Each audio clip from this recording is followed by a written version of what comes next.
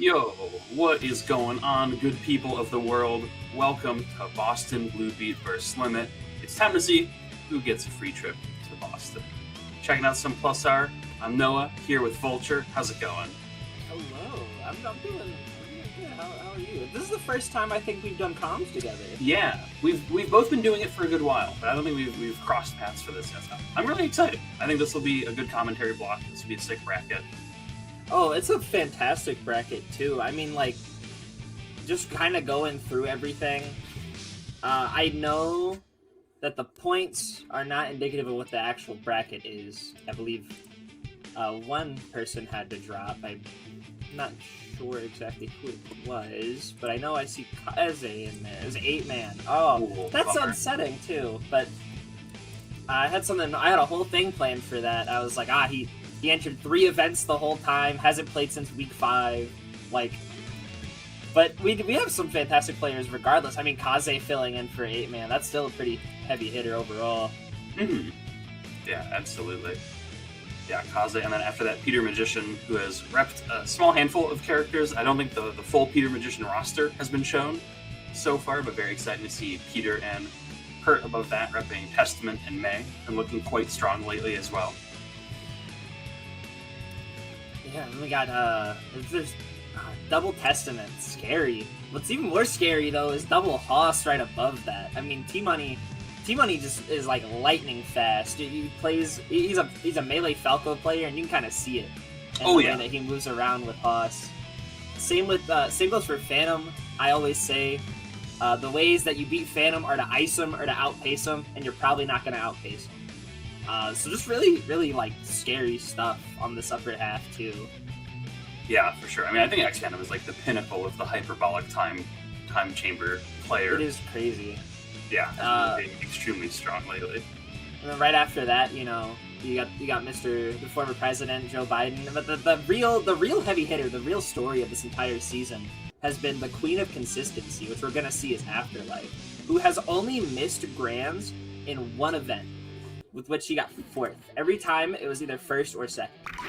Yeah, has really just kind of exploded in, I think, quite quickly for anyone who's been paying attention. Has been super performant, as we're going to see probably.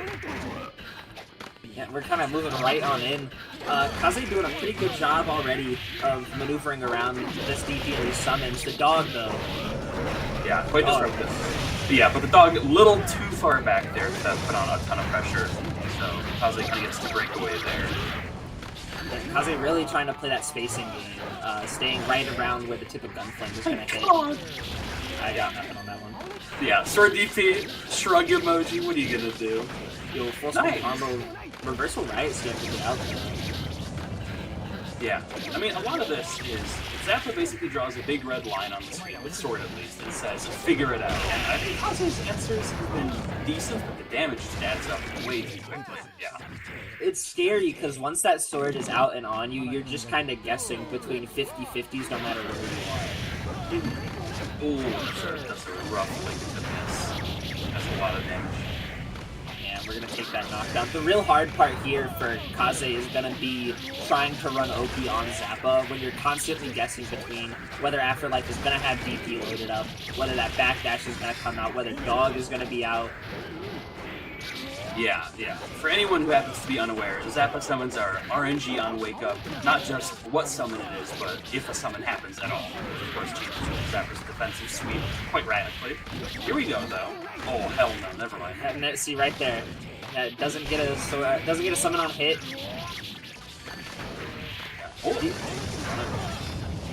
The other scary part here is going to be just how hard it is to jump in on a character like Zappa, who is so short running forward and has an 11-frame backdash with only 1 frame of invuln, or 1 frame of vulnerability.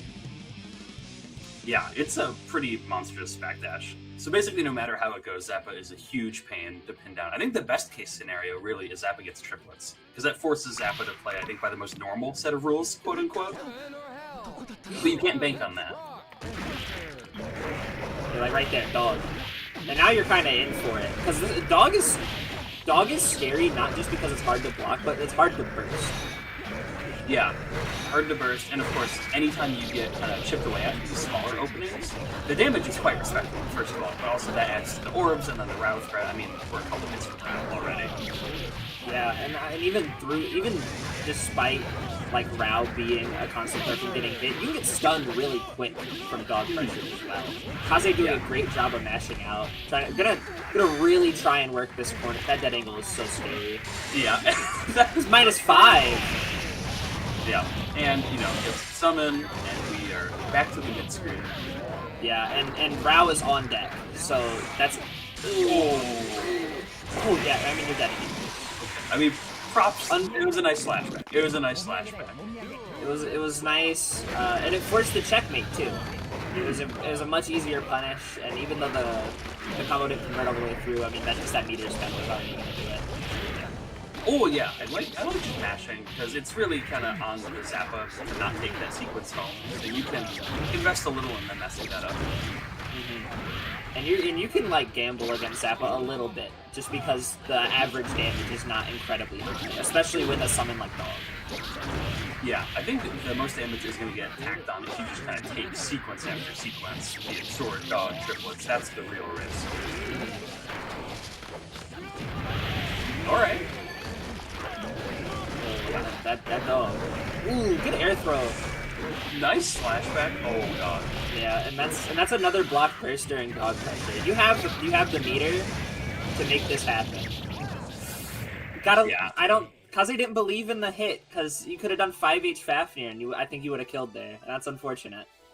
Yeah, I think it just kind of flubbed that decision making in the heat of the moment. That's tough. Yeah. That's a tough draw.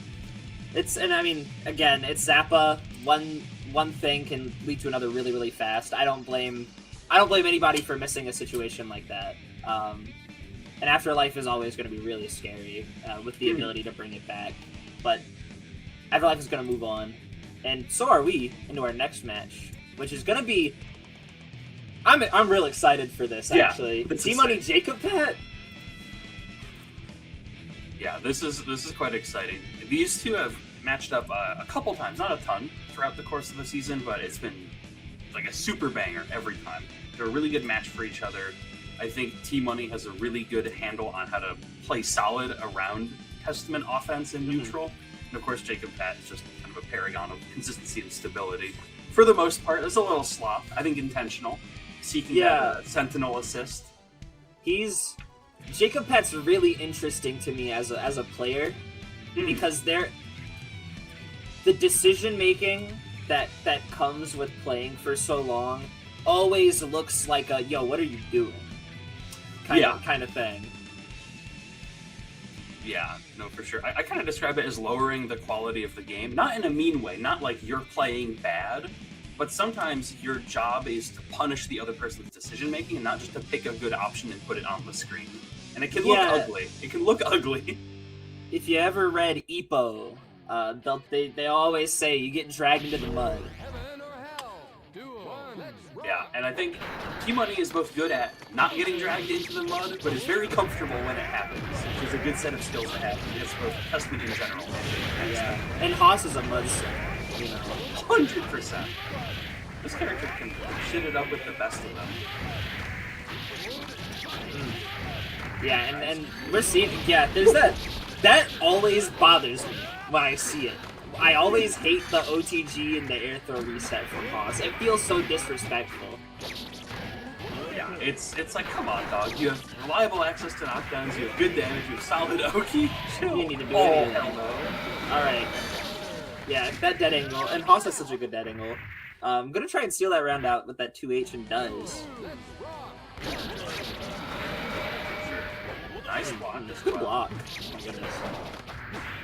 Yeah, and of course, I think it's pretty evident to anyone who knows these characters, but cross jump punches do a ton of work. Oh, goodness. Alright, we're making it work.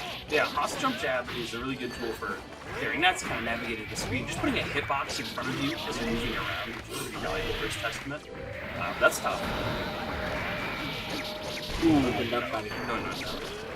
Yeah, and that's the big thing. That's the Jacob Pet special. You always have to be worried about it. If you ever burst him off of you, he will air dash back in with that JD. And it's so hard to contest for like every character. Yeah, it's if you have a really diagonal 6P, you're kind of chilling, but a lot of 6Ps don't conform to that, especially Aussies. It's not really what you're looking for in that situation. Okay, I mean, definitely, it's a good value trade, but you're almost dead. Yeah, I mean, right here, both... Nice just walk up throw. Boom, yeah, just get in there. What's Testament gonna do, hit you? Come on. That's how we deal with shield pressure. It's true, it's true.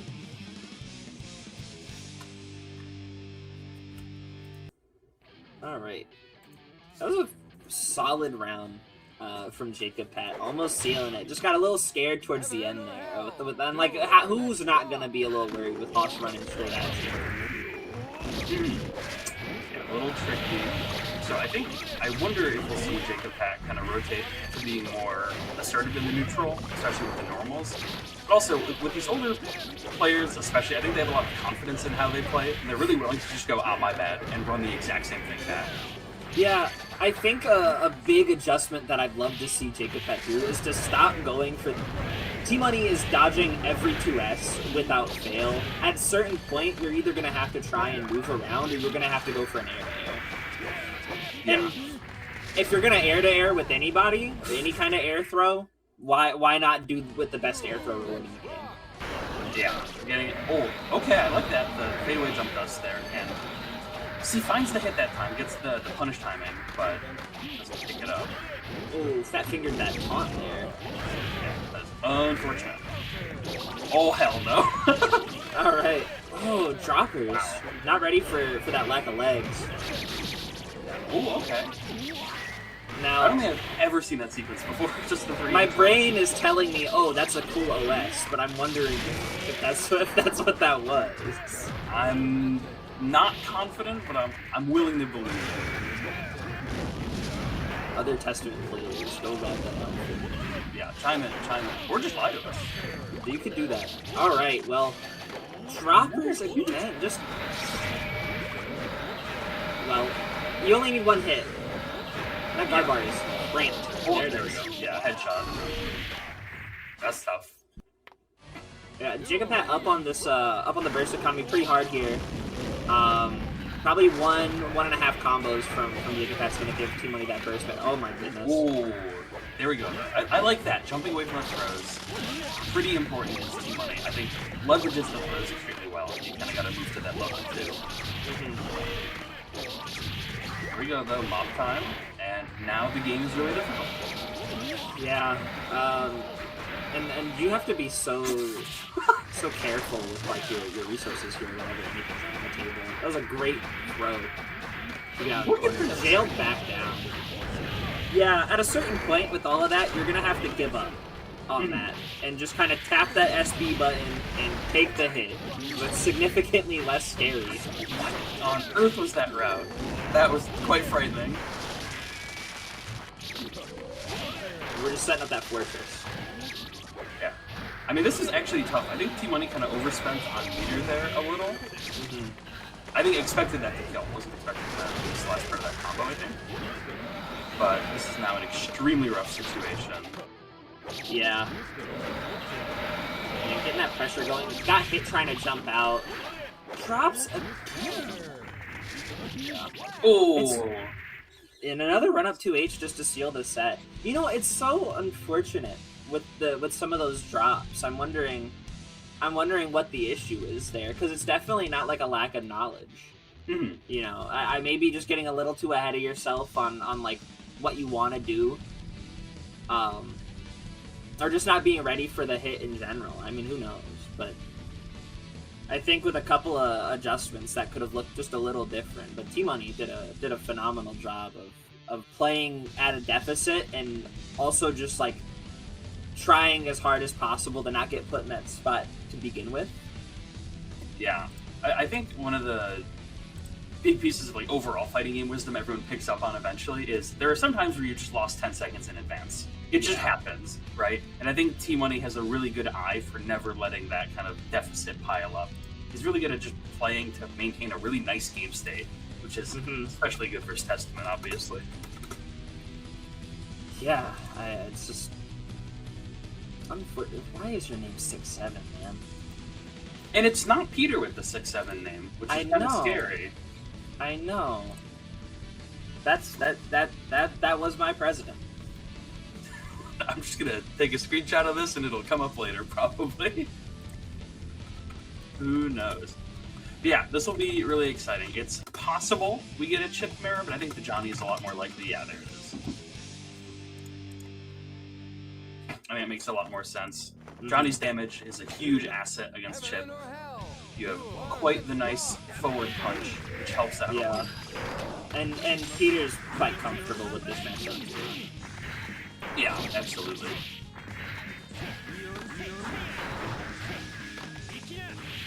Yeah, this is some nice pressure to start. That's another really, really nice thing to have for Chipp is Johnny's ability to punish some of your options is not quite there by virtue of having set dash.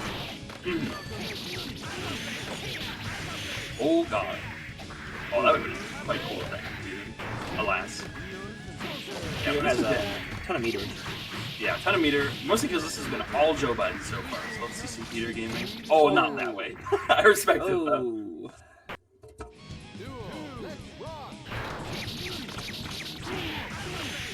We're doing overheads on the same side. Yeah, that's tough. Oh, I think that was a little Johnny Box combo. That's quite cool. Nice, okay. Next 5K match. Yeah, now we're gaming and now we're not gaming. But I like it.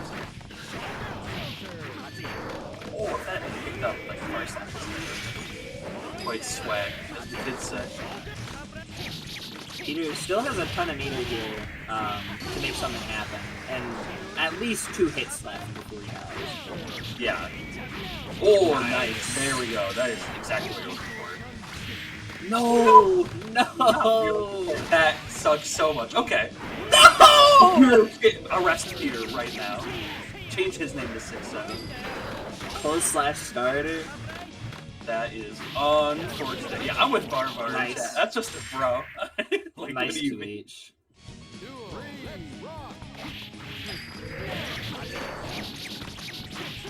That's the problem with being a routing enjoyer, though. You can definitely overcook on him and just ruin your own opportunity.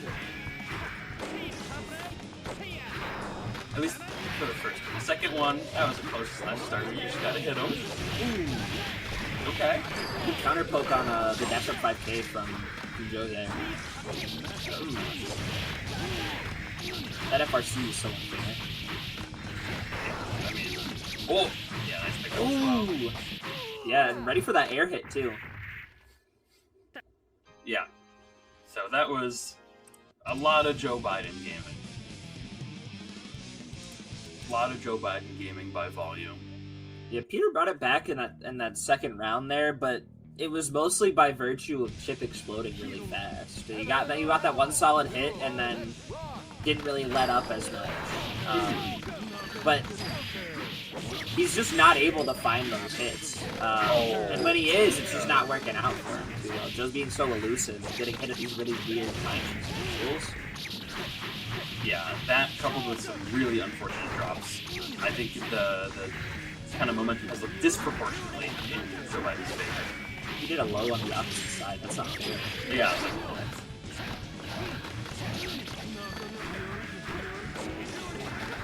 Ooh, good Okay, block. nice. Ooh, okay.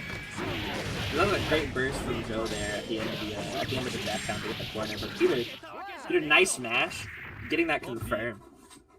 Yeah, there we go. And the other nice part for Peter is Johnny's combos can deal a lot of upfront damage, which when you have a big burst advantage like this is super valuable. I mean, there's a very real possibility if Peter just gets like 1 or 2 more, I guess 2 more good hits, this could just be over without burst ever coming back on the table. Yeah. Just another drop on the same combo that he dropped the last time too. Yeah, I wonder what's going on there. Oh, catches Joe Biden though, and this is a ton of damage. There we go. There we go. You got that?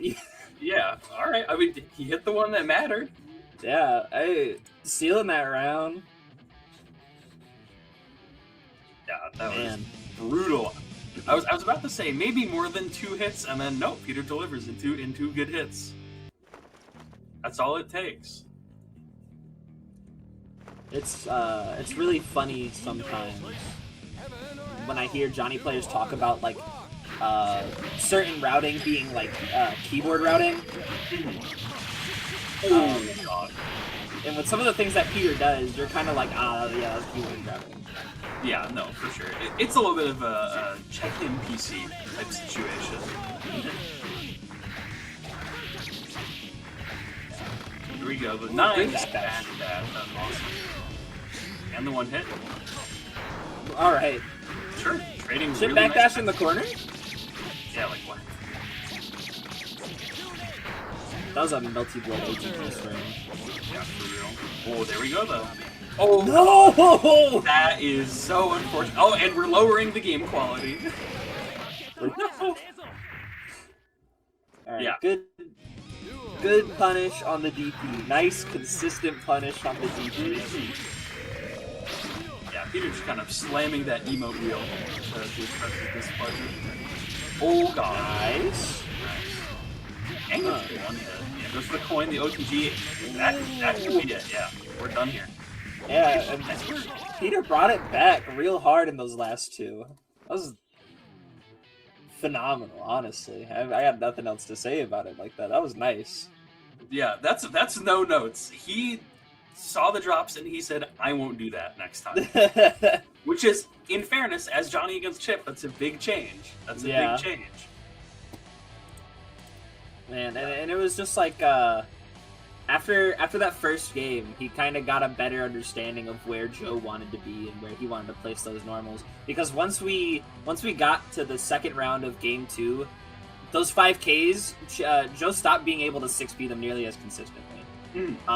So he wasn't able to steal turns back as well as he was in that first game, and it really showed whenever Peter was able to kind of get those hits and keep the ball rolling. Yeah. Definitely a bit of like a download into here's how I actually construct that neutral wall I need to win. And it was kind of a done deal from there, honestly. It was pretty decisive after that, I feel like. Yep. And we got a next up. We got XPHANTOM and pert. Baby. XPHANTOM and pert. I'm interested to see how this goes because pert has been on a bit of a generational run with what I would qualify as some real upsets. No, genuinely. I think pert has been looking a lot stronger lately in general. And then especially that recent streak has been super hot. Like I remember I was playing Melee and I went and I checked my phone and I saw pert 2-1 Jacob pet and I went, oh. And I asked about the set, and I was like, "Yo, what happened?" And they were like, "Yeah, pert just kind of won." There wasn't anything else that I heard about it. Damn. Yeah, I mean, I think in some ways that's the best endorsement you can get, right? You just won. It's not, oh, there was a scramble. Oh, it was last game, last round, last hit, blah blah blah. Just no, you won. You got it. Right? Yeah, I mean, honestly, like, sometimes people win sets over other players, and it's like, yeah, they slopped it up real hard, they got a hit, they converted off of it, but it's like, sometimes it's just like, yeah, they did it. They got it. Yeah, well, that's how it is. And I think that is a big part of the pert stocks up, right, is finding the consistent wins is a big part of it, right? Because I think it's one thing to be able to beat a player and just say you beat them and kind of be done with it and move on. But being able to do it consistently, that's pretty sick. The key is to play for fun. That's damn true. And like on to XPHANTOM. XPHANTOM won first limit 2 years ago. And if he wins today, I'm going to hear about it tomorrow when we go to locals. And guess what, Phantom? If you win, that's more gas money in my pocket because you don't need to save it. So I need you to win. Pert going with the May here. And I'm wondering if this decision is at all inspired by the matchup or if it's inspired by Pert just being a little down on the game. Yeah, I think especially if you're emphasizing kind of just playing for fun, kind of rock with headshot. Word. Headshot. Yeah, and this is the thing about Pert's May that I will give it. for some of the weaknesses that are inherent with a character that's mostly like your secondary, Pert's execution on this champion is phenomenal. Yeah, I think the normal kind of secondary curse is you can see the neutral is kind of cookie-cuttered from the original character, and then the routing is subpar, but I think Pert's main looks really genuinely solid. I agree. Yeah, here we go, though. It's XPHANTOM's turn. We might just kind of get rounds that are kind of mirror images of each other. I think a really important thing in this matchup for May is to, like, post getting your hit, post getting your knockdown whenever you're in a scramble, to just kind of throw out that dolphin so that you have something out that is, like, what's the word? Disjointed from your body. I think that's a very strong thing to have in this game, which is something that you can set off without having to actually press a button. And that works really, really well against characters that are super fast and take up a lot of space really quickly, like Hawks. Yeah, I'm sorry. Gunblaze go under J2H? I think it did. But yeah, I think running super manual offense is about the worst deal in this game, especially against a character like Hawks. Yeah. Yo, bursting the Gunblaze? Alright. That's brave, audacious. There we go. Game 1 XPHANTOM. Phantom kind of caught whiff of the pace that Pert wanted to play and said, I'll go faster. Yeah, I mean, it's a lot of it is a tempo. There's that testament. Oh, yeah, there we go. Well, in the course of one loss, we've moved from let's have fun to let's win, which I respect. And winning is quite fun, don't get me wrong.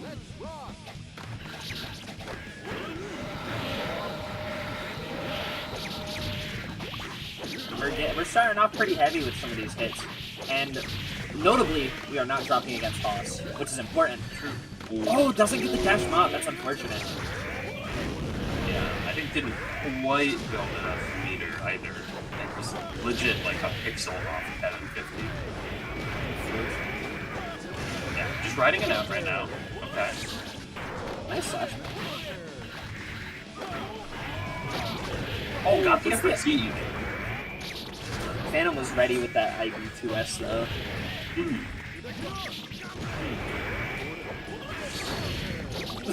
Oh, right. Goodness me. Oh, unfortunate no. drop. That's what you get for having a secondary. You might drop those.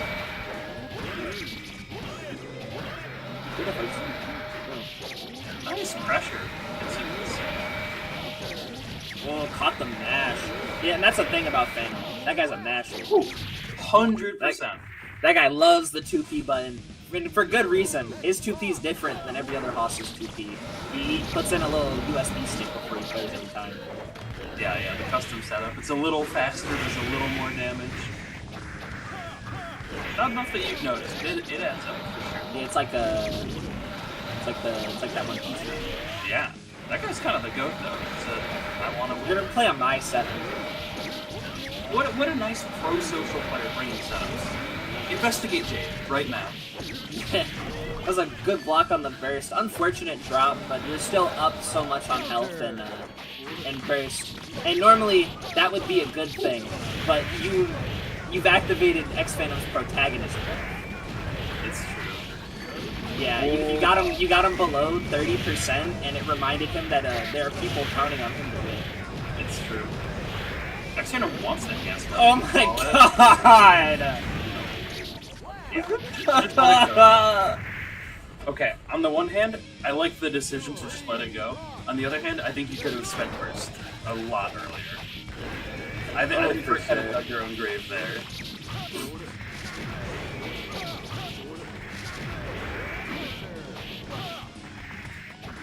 Yeah, now we go at it. Oh, 2P2K is not blocked. It's insane how many times Phantom will hit in one. Alright, does get the punish. Headshot, yeah. Here you go. Yeah, that burst is gonna be up on mine in a moment. Good point on 2P, like you said, it's just better. Jeez. Why? Why? That was Why? not nice. Nobody gassed that up. We're not gassing up 2H Red RC 5D. Nobody guessed that. I'm gonna call him a bum when I see him tomorrow. I think you have to. We need to keep behavior like this in check for the sake of the community, to be honest. That was uncool. Great play from Phantom, though. Just, like I said earlier, you either have to outpace him or you have to ice him. And it's just so hard to do. Yeah, for sure. And XPHANTOM is definitely a moving target in that regard, like really quick on the adaptations. So even if you kind of hit one of those of playing extremely slow or playing extremely fast, you need to be really preemptive about how XPHANTOM is going to kind of meet your tempo. Yeah, it's... Jeez. Alright. Brutal. But I think we have a couple of things to shill since we just finished up that set. Yeah, so let's move on over to that shill list. Obviously, this is Burst Limit. We've been doing this for quite some time now. And the winner of this event is getting an all-expense paid trip to Boston Blue Beach episode. The full thing. And so, normally, I'm all for the TOs getting an easier one. Maybe it's somebody who lives closer to the area. We need a West Coaster to fly out. Peter, we need a West Coaster. I know about the TO yacht. I've been on it. We have so much money to spend. We need to spend as much money as possible. So, right. But with that being said, beach episode is coming up. It's coming up real quick too. It's not that far away. It's coming up in July, actually, in Waltham, Massachusetts, which is such a great thing to say. It's such a great city to say. I love saying Waltham every single time. July 18th to the 19th. It will be open on the 17th. The venue will be open on the 17th for casuals and extracurriculars, as they say. But there are going to be 12 main games, including the ones that they've been running for Burst Limit, being the one you're watching right now, Plus R, BlazBlue Centralfiction, Under Night 2, all some great games. There's going to be a mystery bracket. We love the mystery bracket. Shout out Lem. That's Mr. Mystery right there. You never know when he's going to press drill. The first 5 side games for this has been announced too, as well. What are those side games? Let's see what those side games are. They'll be up in a minute. Yeah, I'm seeing some hype about Sailor Moon. Sailor Moon. We have a guy here that plays Sailor Moon. Tags Deus. Also plays Melty Blood, which is going to be at Beach episode. Applications for side games, for comms, if you want to volunteer, those are all open. You should volunteer. You'll get a nice piece of that greedy TO money. And they'll let you look at the yacht. They won't let you on it, but they'll let you look at it. They're the side games. VSAV, Third Strike, P4AU, King of Fighters 15, and Virtua Fighter 5 Revo World Stage, which is different. It's a different game. They updated it, and it is now different. Also, on top of that, we have Boston Blue Beat Offline Monthly. It's coming up in about a week from now. It's going to be next Saturday, I believe, which is May 2nd. BlazBlue, Uni2, and Strive are all going to get streamed. But if you're in the area and want to go, they also have MBAC, Sailor Moon S, the other 2 gears being Rev 2 and Plus R, and also Granblue Fantasy vs. Rising. Yeah, quite a stacked lineup. All fun games, really. Yeah. Let's see. Oh, this one's actually really interesting because this isn't a scene or a state that I think about too much. But Vacation Land 2 is coming up. It's a regional in the state of Maine.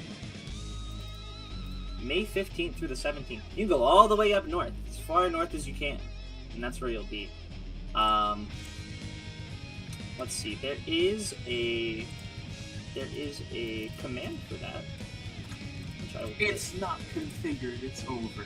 Oh, well, there was going to be one. What? Oh, there it is. There it is. I got one. There we go. They're gonna have Plat Fighters on Saturday. They're gonna have Melee, Smash Ultimate, and Rivals of Aether 2. I know you all love Melee because you play Plus R, so of course you do. Trad Fighters on Sunday as well. They're gonna have 2XKO, Strive, Uni 2, Street Fighter 6, Tekken 8, you know, all of the heavy hitters.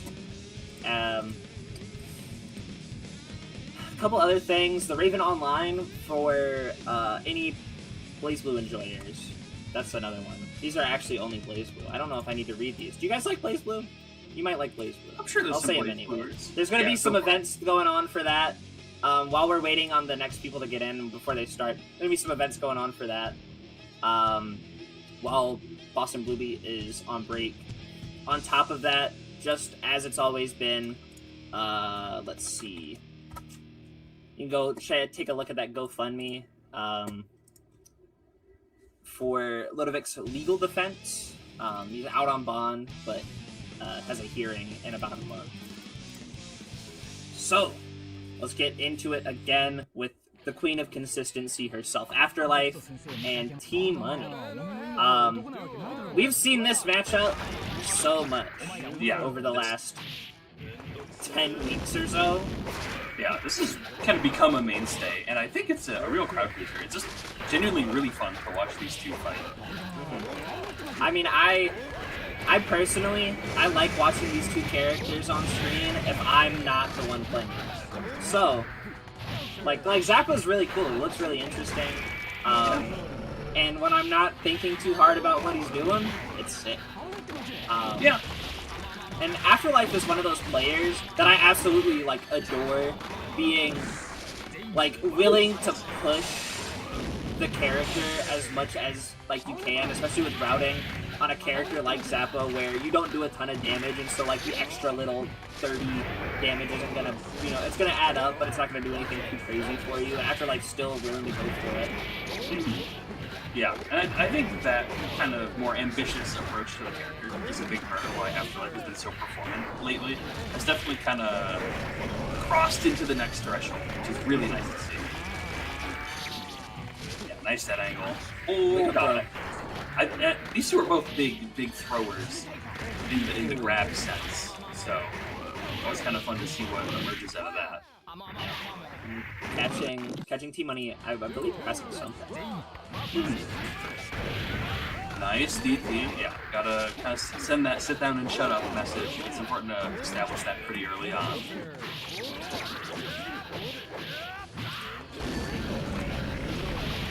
Nice air throw, and again, both players quite good air throws.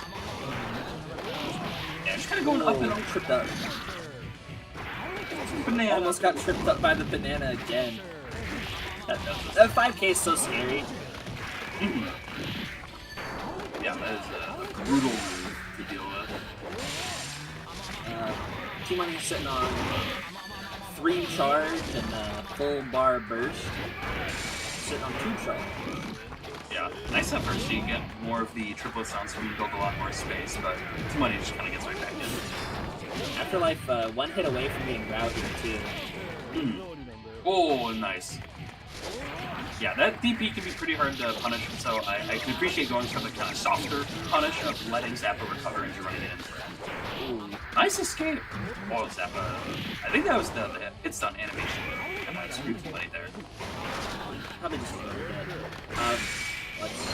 Yeah, this is probably the worst spot that Afterlife could have been in to be at the end there, being with full Rao, no way to get rid of your summon, stuck at triplets that do no damage against boss. Oh god. Yeah, luckily just kind of falls out of the first gunblaze. It's a big lucky breakthrough. Could have been a pretty respectable amount of damage. Doggone hit. Classic.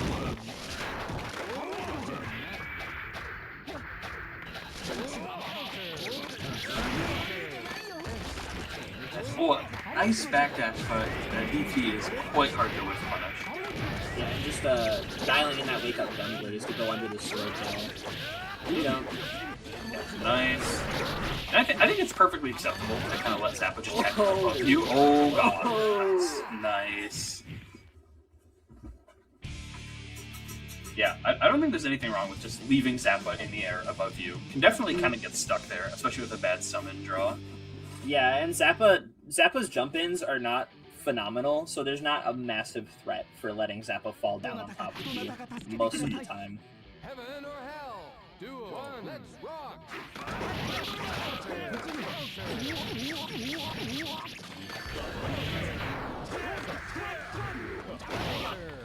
Ooh, there's the first slash. Oh, goodness.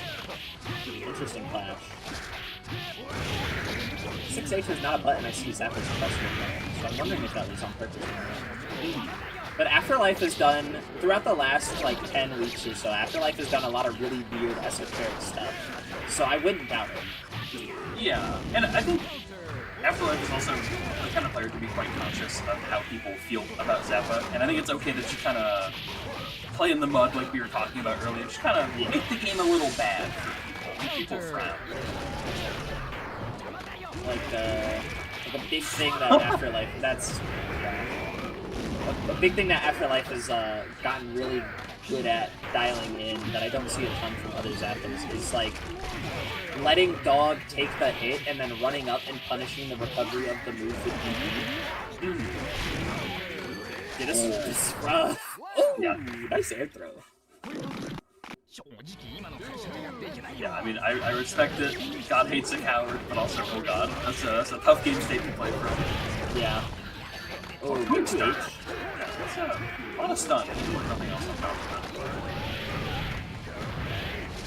Yeah, and for a character who doesn't have very large moves, 2H seems so abnormally large in context with the rest of what Zappa has. Yeah, I feel like typically you kind of rely on the summons to boost that zone of control. Which, yeah. Also, J8. One of the only buttons in this game. Alright, alright. Yeah, there's the middle finger. But Zappa JH, one of the only buttons in this game that is like absolutely a dedicated cross-up normal. Yeah, those are pretty unusual. In gear at large. Oh my god.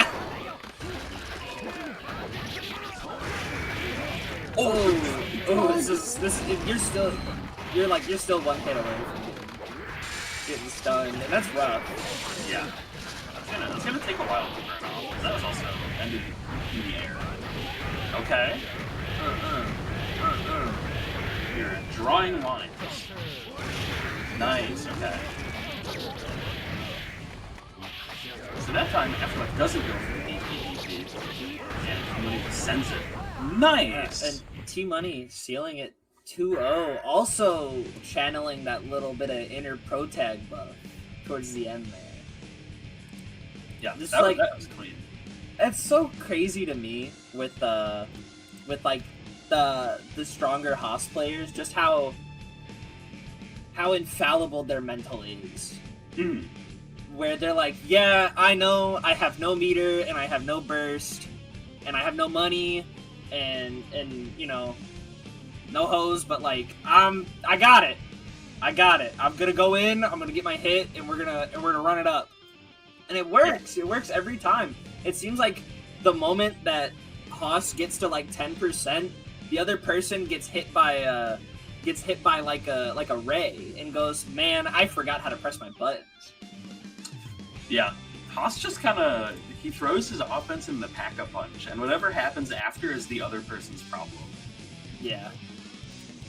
Now, it's brutal. Yeah, we got Haas again with Peter Phantom.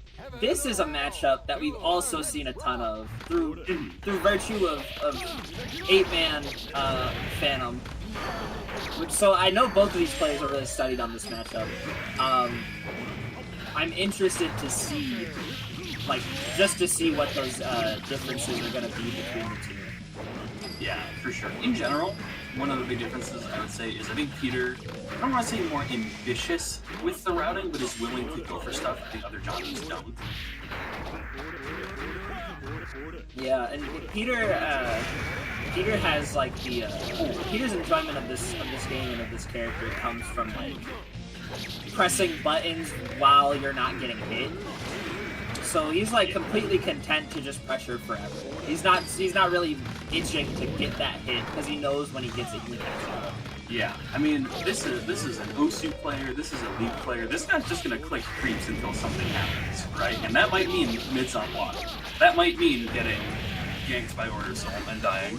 This guy plays Maple Story. He's like the god king of delayed gratification. Yeah, for real. But it's like, I can't tell if Peter wants to lead a low dopamine life or a high dopamine life. It's hard to say. Maybe both. It is. There we go. We make it work. No tech. Duo, let's rock. My cat is like screaming at my door. She doesn't know how important this is to her. Mine is doing the same. Oh my god. Yeah, and when Peter is actually locked in, I think he's quite the formidable player. He's really scary. Yeah, genuinely. And that goes for like all of the characters that he's playing. If he's locked in a way where he's like, I actually want to win this, which is not as often as one might think. But when he's like, yeah, no, I actually really want to win this, he's incredibly scary. Yeah, for sure. I mean, that slashback performance was quite solid up until Daemendo checked it up back with a 6H. Yeah. But that's M's the breaks. That's plus R. But Peter was playing extremely well there, too.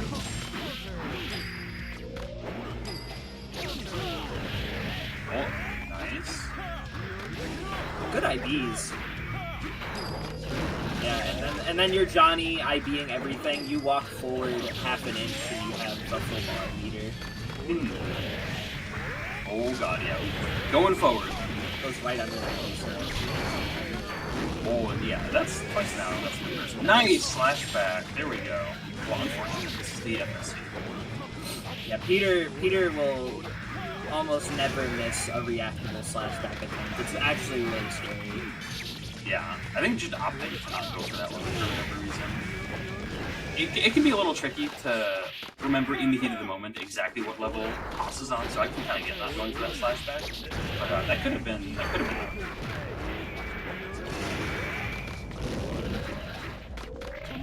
Other strong Peter Magician talent, hitting 5K really well. Yeah, he hits 5K really well, and like we saw there, for him to seal out that round, he does dash throw in positions that are incredibly scary. Yeah, no, absolutely. You ever been dash unblockable by Elvin, and you're like, I just kind of feel stupid? It's that genre of throw, of like, why would you do that, but why would I get hit by that? Yeah, it's like, I knew what you were going for, and it didn't matter. Yeah. Like, right there, double dash up into I believe that was 6H, but it's like, even if you get away from it, who cares? Yeah. That's tough, but it makes it back to the mid-screen. I think the biggest concern here.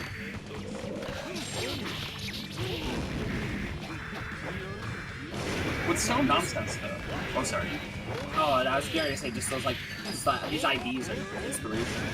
Yeah, for real. What's so nonsense, though? They trade, go to full screen, Toss charges, but Johnny can't outplay himself. Why? It's a messed up world. Oh god, that kid having shot technique. Oh, there we go. Yeah. Oh. Just goes straight into the not blockable, and knowing that could be a tricky situation otherwise. But big routing flow. No points. Yeah, we're suffering from that Cali rep. It's fine. We'll make it work, and make it work. He does. He actually put that round on Klarna. That was crazy. Yeah, he'll pay it off in about a year or so.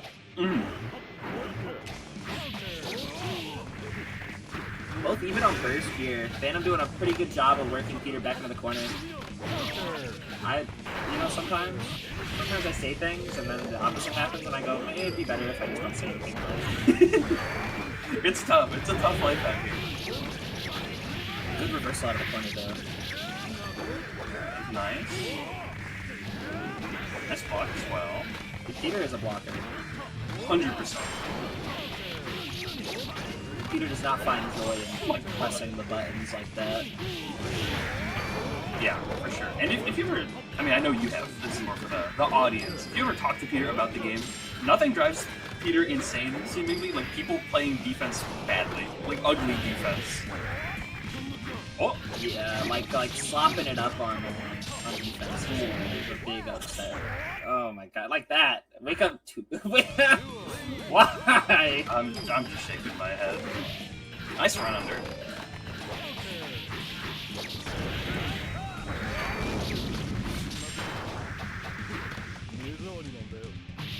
Okay. Oh, that is a tough thing to get cooked by. Yeah, and then you're in the hell zone. This is actually the scariest part about fighting Phantom, is once he gets on a roll and catches you in the air, he plays tech chases so well. Yeah. In my games against XPHANTOM, I think Rising Jump Punch has proven to be the single most disruptive, frustrating, hard to deal with thing. It is absurdly powerful. It's one of those things that I think, if your mental is not on the ball, it can actually be really disruptive, because you're like, he's doing stuff, and I can't stop him. So you just gotta be willing to just kind of let that stuff go. There's a lot of things like that in this game where you can't get too obsessed with what you think the action economy should be. Yeah. Oh, there we go. Rising Jump Punch. Yeah, and Peter just getting caught in the back foot a lot here, and giving up a ton of space for Phantom to kind of move in. I like that sequence of this. Quite a lot of damage. Nice. This is also going to be a tough sell on burst. Yeah, I like that too. He's a genius. Good punish. Nice. I would have been real sad if that didn't kill. That would have been so upsetting. That was quite nice. He just knows random things. It's like a move will annoy him, and then he'll lock in a punish and just have it forever. That's the way to get better, really. For real. Oh god. Right over that far slash. Yup. That's going to the reasons Johnny's weak list. Okay. Johnny Chat will be talking about this for generations. Yo, Quash? I respect going for it, but there's no way in hell X-Man doesn't detect that. Oh, goodness me. Oh, good. Nice. There we go. Back to level 2, but we only have 1 coin. So one coin and a full health bar almost. That's... yeah. It's not insurmountable, but it is going to be quite tough. No coins. We're poor. We're broke. Whew. This is really a sign of the economy right now. Yeah, no. Definitely a recession indicator. But, what did you do? I mean, we already had 2, mega broke boy rounds, right? I'm tired of living through multiple once-in-a-lifetime economic crises. What's new? We go. There we go. Just taking that knockdown. Phantom doesn't tech it, so real combo. Okay. Oh, wow. Whoa. Nice. Phantom's really down on this burst. Peter is up in every way. Even after spending 50 there, is still up in every way. Yeah, we're back to 1 coin though, so this could be a little tough. We gotta make the next couple hits really matter. Right over that 2. That's a lot of Oscar. Yeah, that was... Okay. Oh, we're in there. We're in there. Yeah, and no! That No! is so unfortunate. No! I'm gonna frown. And Phantom, just... It's the pro tag buff. I don't know what else... I have no idea what else to call it. Yeah. Because we've seen it at every stage of the game. We've seen it at every the highest stage you could possibly be, because we almost saw pro tag buff in real time in grand finals of Frosty against Jacob. We saw it happen, and it's been happening for years, and it doesn't matter what you do. It's inevitable. Yeah, that's rough. But I'm looking forward to the Peter losers run at least. That is mad unfortunate though. Peter does have a path ahead of him though. He's on the Kaze Jacob path side. Yeah, and Peter's the type of player. So first of all, he did well into Jake and Pat last time they played, quite well, I should say. But Peter's also the type of player I kind of can count on to not keep playing winner's bracket, but in loser's bracket. Kind of like really think about what went wrong and make it happen. No, he's a thinker. He's a big thinker, which is like I appreciate. Especially from someone who plays like Faust, you know, I appreciate a bit of a thinker behind the sticks there, because it's just like not a thing that happens. Yeah, no, for sure. Definitely a really, really solid player. But hey, we are back to some Jacob Pat gaming. This is going to be Jacob Pat and Kaze coming up. I've seen this before. Kaze always has, like, to me, like, flashes of greatness. And like, there are times where I'm like, yo, this guy's the greatest. He just, like, needs to hold on to it. It seems like sometimes he gets really down in his mental in the middle of the set, and it gets him real bad. Yeah, I think if you could trim off some of those absolute highs in exchange for just a little more consistency, that would be so sick. But those super highlights are also so exciting, so it's hard to say. Especially with a character like Soul, it's just like, it's been a while since we've had a Soul be really strong at every level of the game. Okay. Oh, honestly, that's not even that bad. It can only be so bad, and it's not even that bad. Oh, that was most of a nice part, but it's not enough. Oh, good dead angle. Okay. Whew. That could have been some real damage there. Yeah. There are 2 trees out that you have to watch about. There's that second one. Ooh, good fight kill. 5K lost. Spite. Yeah, it's testing. Oh god, yeah, 2 more trees. Yeah, in chat from Afterlife, imagine being Kaze and having to fight Zappa into Testament. I think if there's a generational crash out, it would be understandable. I would just be like, you're right, and I'm sorry.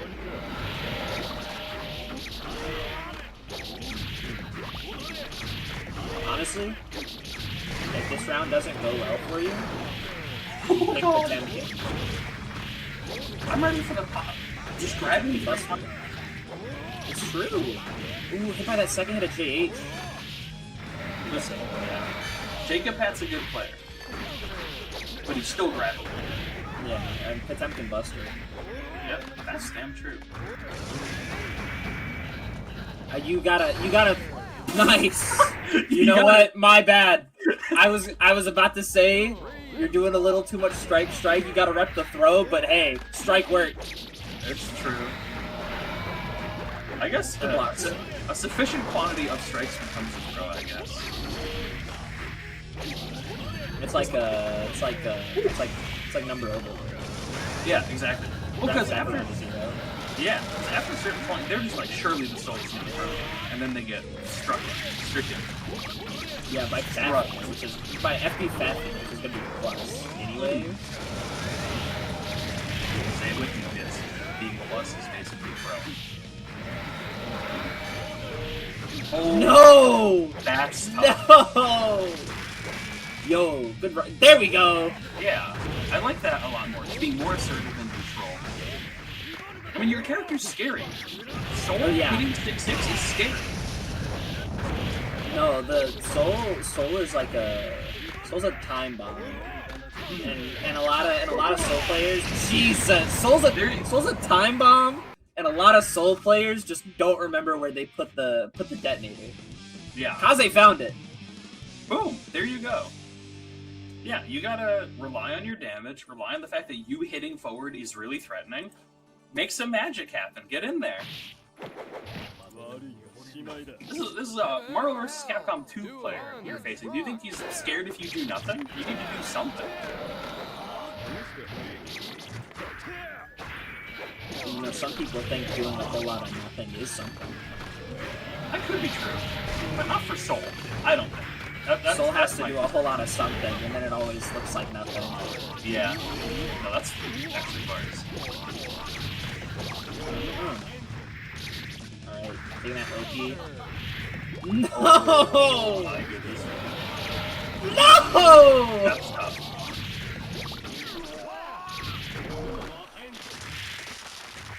And the tree just very low added insult. That's tough. I feel like you could make like a two-direction chart of like something nothing on both axes, and you could put every yoke there.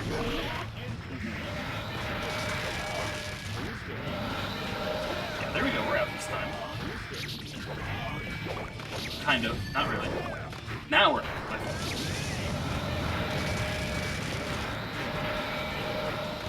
Yeah, I think pushing it straight up all the way out of that sequence. Oh, that's unfortunate.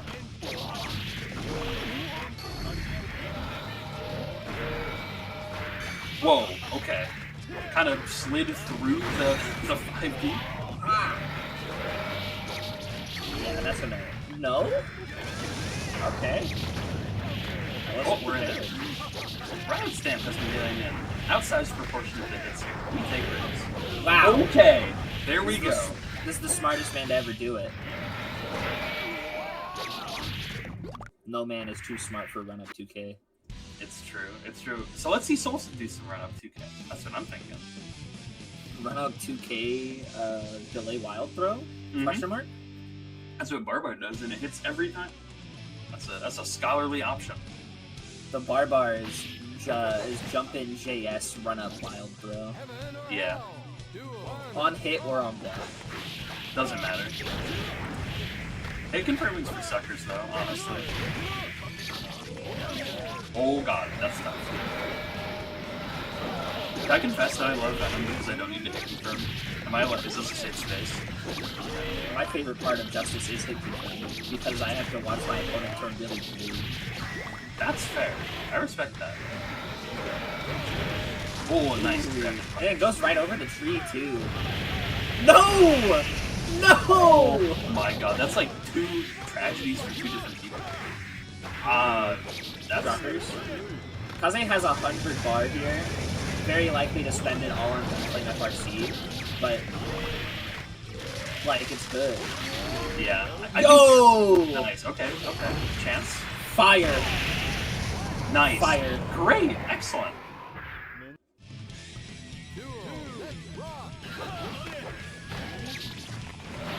He just runs right under that. Yo, I'm going off of burst. We're gonna get a lot of nothing. We're gonna get a lot of nothing. Alright. Oh, we're hitting close slash. Not a 5 ring. Something like that. Yeah. Oh god! Ooh! I think you could see the Sidewinder calculus in real time because there was a gun. Oh, man. Oh, god. Opened up. Wow, that is unfortunate.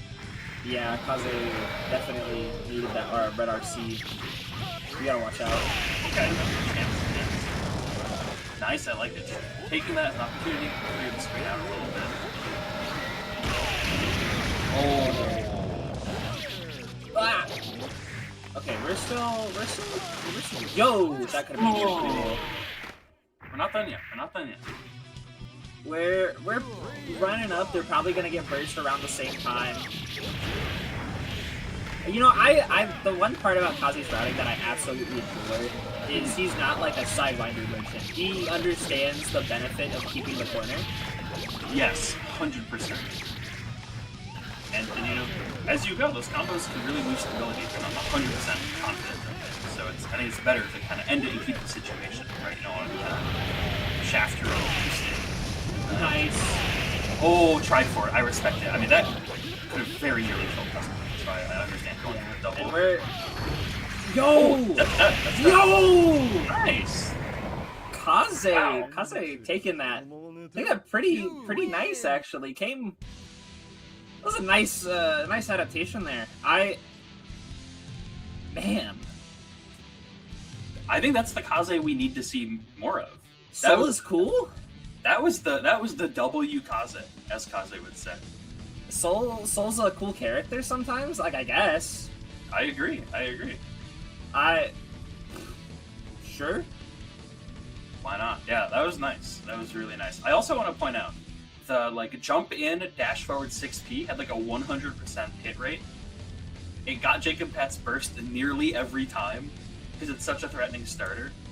I think that was something I didn't quite catch in the moment, or I kind of started to see, but that was so strong in terms of kind of, I think, breaking this set open and forcing Jacob Pat to scramble more, which led me to get hit more. That's the part about Kaze that I enjoy watching the most. Is it's like that guy's playing fighting games. He's not playing Soul. He's playing a fighting game. He knows that he's just fundamentally doing what needs to be done, and it would translate well across any game or any character, because like at the end of the day, he's winning off of like frame traps and doing 30% from every hit. Mm-hmm. Yeah, I think just good at kind of building a good sequence and then just doing it over and over and over again, and it's on the other person to figure it out. And I think has a good sense for how much is too much when it comes to kind of pushing the envelope on Soul's defense. You can be a pretty heinous scrambler with Soul if you really want to. And I think the problem is some Souls are like, that's ugly. I would never. I'm going to DP 1 in 5 knockdowns and never Riot Stamp and never Grand Viper, and you get safe jumped 80 times and you lose. Yeah. Kaze's willing to make it your job to kind of hold him down on defense, which is important, I think. Yeah, any character that has more than like the one option, you're a fool for not doing it. You know, like you universally just have backdash as a part of the game, but like you have a fantastic throw OS with 6kh. You have a DP. You have a frame 1 airborne move. You have a low profile. What is it? Is it frame 1 or frame 3? Something stupid. Yeah. Like, it's what I was talking about earlier with Afterlife and Zappa. It is your job to worry about what's happening on Wake Up, because you can't cover all of it. Yeah, for sure. When I was writing the Venom matchup guide talking about what Venom really struggles with, one of the big things I highlighted was like, if there's a character with kind of a suite of reversals, that is infinitely harder to deal with than even one very strong reversal. Yeah, it can get very difficult very quickly. It looks like we are checking out Pert and Joe Biden. Pert, I've seen... Pert wins this. Pert, the last few times I've seen it, has won this. This is such a scary matchup for Chipp. It's because May, to me, has always been, like, executionally harder Cliff. And Chipp is so afraid of, like, getting touched by Cliff. Yeah, I mean, you can just get completely exploded to, like, a really comical degree. And it's not one of those matchups where you can, like, play the runaway game super well, because May is kind of fast. While the movement's somewhat linear, she can cover ground really, really well. Yeah, quite large buttons, too. I mean, if you're moving around the screen with special moves you're kind of doing almost to protect yourself, it's really easy to get vaporized. Ooh, yeah, just a little too early on that dash up 2K. Nice whip punish from Pert there, too. Oh, nice. Yeah, really nice fadeaway jump. That's the part where it's scary, where you're above May and she is just up dolphining. Yeah, it is very, very nerve-wracking. Okay.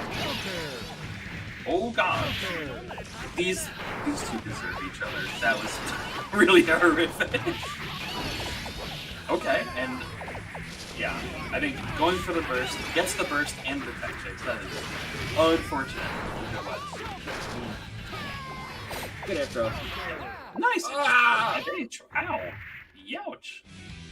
Some 5H is just like a generational button. I joined a Strive Made Discord the other day, and the first question I was asked is, hey, do you like 5H? And like, of course I do. It's a good question, honestly. It's a good screening question.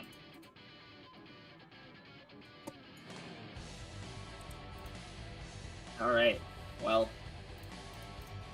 Let's see what Joe does to kind of compensate for that. It's just like he couldn't get the time to move around, and all of the hits that he was getting, he wasn't able to secure like very strong Oki. Pert is a fuzzy jumper. Pert will jump for like everything on defense all the time, always. And so Yeah. you can't really cobble together Oki like you can with some other players. You has to be tight, or they're up in the air. Yeah. You can't like mega blocks an offensive defense. You really need a really tight set of options that kind of link together cleanly, and if they don't cover jump, you're gonna have a bad time. Yo, Okay. Dreamer conversion, you're dead. Yeah, that is stun. Let it down. Jeez. I like the May. It's just not fair. It's just not fair. Yeah, let's Chipp champion.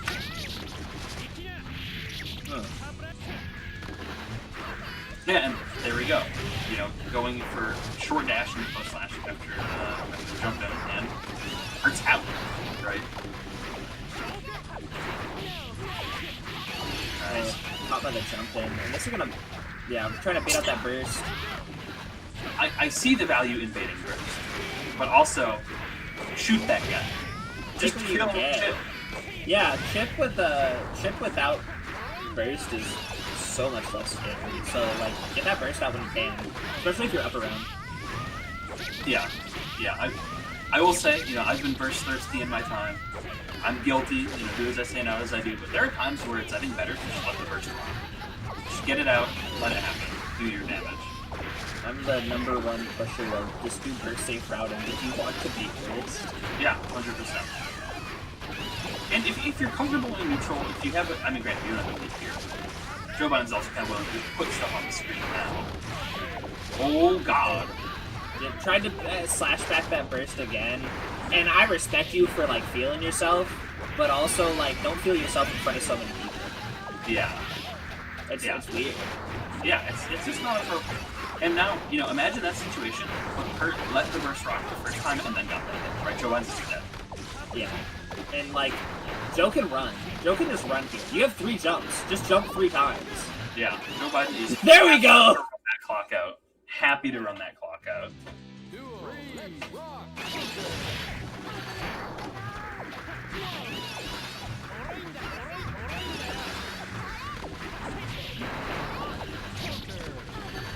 Yeah, and we're just gonna piece this together off of smaller hits and build up the lead that way now. Oh, we're all gonna get hit. And we're gonna get hit by 85 hit. This is doesn't get the I think that was probably gonna be the H.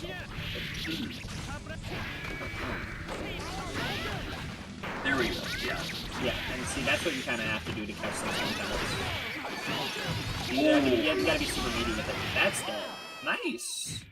Yeah, I like that a lot. And I like the tech jump dust, especially, because I think Pert has been showing that tech chasing is a big part of their game plan, and that shut that shit down real quick.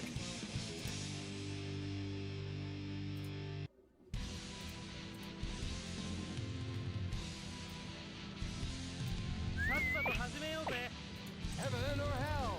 Duel. Let's rock. That's never true. Yo! Oh, God. Dash DP round start. Fire. Sorry, Peter. Let me amend my statement. Correct tech jump dust, not nice tech jump dust. I apologize. I didn't realize I had said something hurtful. I'm sorry. Yeah, and now it seems like after that last round, Joe did such a good job of catching quick jump outs that they're just too scared to go for anything on makeup. We're just opening up these like dash throw attacks. Yeah. I will say, if there was a critique to the kind of level that how Pert is playing this, I think they're sometimes struggling to kind of find that middle spot between being, for example, super aggro on the fuzzy jumps and just sitting there, right? Yeah. It'd be a little tricky. And of course, you know, Joe Biden's making it hard. That's Joe Biden's job, is to run an offense. But it's important to be willing to not get completely shut down. Because that's really ridiculous. And there we go. Just gets burst, and now we kill Chipp next touch. It's fine. Yeah, and May's defense already isn't super hard to deal with in general unless May has meter, and Pert really likes to cash out. Like, cash out early and often. Yeah. Definitely a spender on a hit. Just wants to do the damage, get it on the table. But I think is another reason I'm a little concerned about baiting burst so much, because you're applying the damage pretty much upfront with how Pert is using meter. So just take the burst. Yeah, there we go. And Joe brought it back. And that's a big issue that we saw with that last game. Really, the last two is Pert is so willing to spend meter early and often. Like, genuinely, there was not a time where Pert had 50 bar, or like was about to had 50 bar and was not in meter penalty. Any time that Pert was under 50 bar was going to be a meter penalty. So just like, you want to have the ability to put like a reversal super on the table at least once, which we didn't see rep a single time. Yeah, no, 100%. I think that sort of kind of paycheck to paycheck approach for characters that can be a little more functional, independent of meter. Not that May's dysfunctional without meter, but I think May is infinitely more threatening with meter. And I think just sitting on a stash of meter alone can do so much for how you're able to approach the game. Yeah, no, I think that's a smart call about Pert's meter use. Now we have Peter rocking with the Chipp now against Soul Bad. 2-1, let's rock. Peter's Chipp is interesting to me, because Peter and I both have the same like gamer theory for like 20XX, which is that if Chipp does not go in, he can't lose. Like Jigglypuff Chipp is God, essentially, and sometimes Peter really lives that life.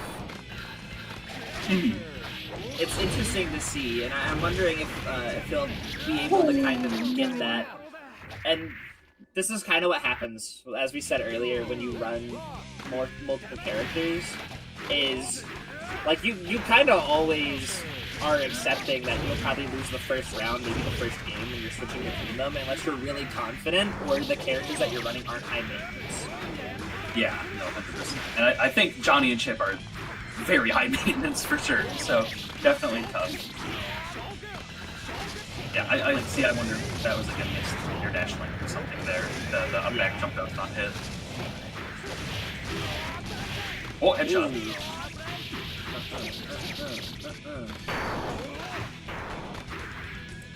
Yeah, I also know that at Slashback, Peter switched to Chipp and then switched back, I believe, back to Johnny, which he said could have maybe kind of messed up his decision making. He also blamed the hydration. He also said there was a hydration gap, which is very potent in a tournament setting. Shout out to water.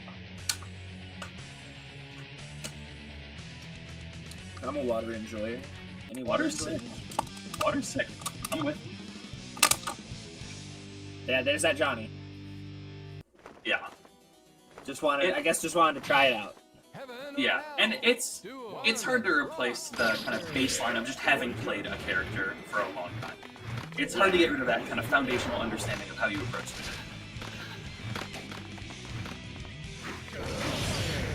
game. Yeah, I like that burst though. Even if your burst gets thrown, it's not the end of the world. It's far better than taking that combo. Yeah. Well, that is unfortunate, but it's chill. I'm in the sweater. Yeah. Most of the stun here, a good hit will just end the round immediately. Either through damage or stun. Oh god, or we choose damage, that's fine. My bad. I hate that. Missed the overhead and just kind of immediately retried it and didn't get it again. Bro. And it is Soul, so you do kind of have to just take the knockdown.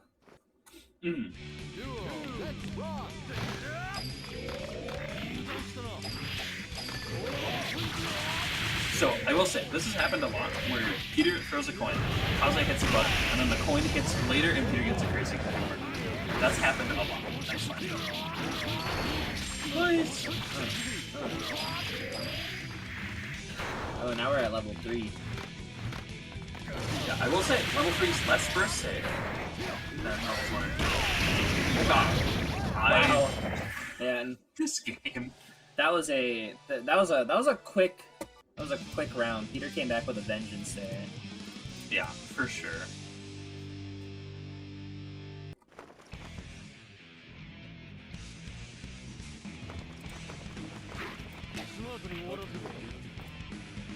So let's see. I think it's kind of on Kaze now to kind of make the next step in the adjustments. Because I think Peter's kind of found the comfort zone. You're back on Johnny, doing a lot of damage. Yeah, I agree. It's, and honestly, I don't know how Peter loses here. I mean, look, he's dead. That's true. Oh god. Okay, we're not doing overheads though. Definitely not doing insane. Oh! He held 2 to him. That's a bit. He's up 250. Oh god.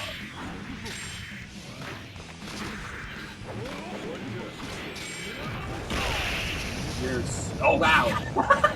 No! Arrest them both. Yours. Oh no. What? Pardon? Yeah. What? Sure. Whatever.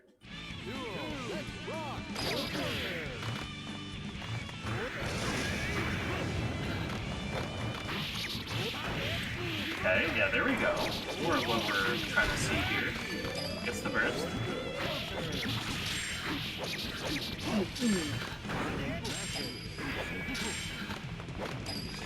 Give you quite a bit of meter here. So that's 4 points. Nice. Pick up. The other thing, yeah, the other thing I like about Kaze's routing is Kaze doesn't crutch on force break sidewinder, which can kind of kill your attention and your damage in some situations. Oh god. Peter. Alright, man. Full recovery of close slash and far slash. Stop it! Both of you. Oh! 2H. What a fitting end. What a fitting end. Peter, that was a little ugly. But That was yucky. doesn't matter. We're moving on. Those are I like this is a nice set. It's a great set. Peter picking Chipp. Don't do that again. Yeah, that's kind of... Don't do that again. Leave the chip in the freezer, and I think everything will be okay. Now we're moving on to the other side, which is going to be, I believe this is actually our first and second place on the for the points, which they're both in loser's side right now, which is interesting. Playing for 5th, being Afterlife and Joe Biden here.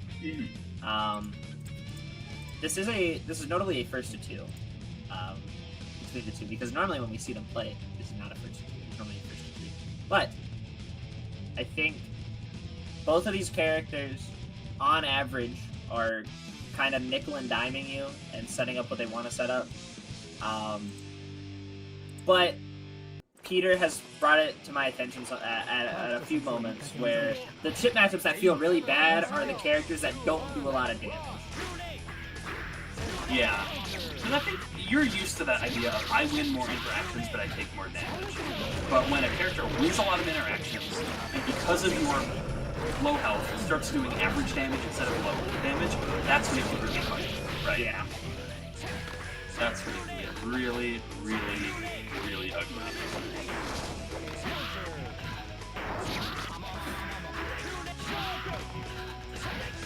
Okay. Yeah, so kind of building space though, like we saw, Joe Biden is very content to build space and kind of chill, especially with the life lead. And I like the offense on Zappa. Zappa can actually be a little tough to run Nook on, or at least if that kind of some specialized changes to your settings. Oh, nice back. Oh god. Didn't have the ghost load right there. Yeah, see that's the situation you hate, where you just kind of whip past the after box. And something that we're seeing a little bit here is these DPs are kind of going for punish, and it's just because like it has such a weird stun property. It's way more minus than it feels. Yeah, it's a bizarre move to punish, and its overall recovery is quite low. So if it whips a neutral, it can be pretty difficult with that whip punish. Okay, there we go. Catch Zappa moving forward to Gamma. Low slash, what the heck? There we go, more than hit soaking the dog. I wonder if there's a sequence Afterlife could have done that took advantage of the dog soaking one hit. Maybe tried to and got clipped there, actually.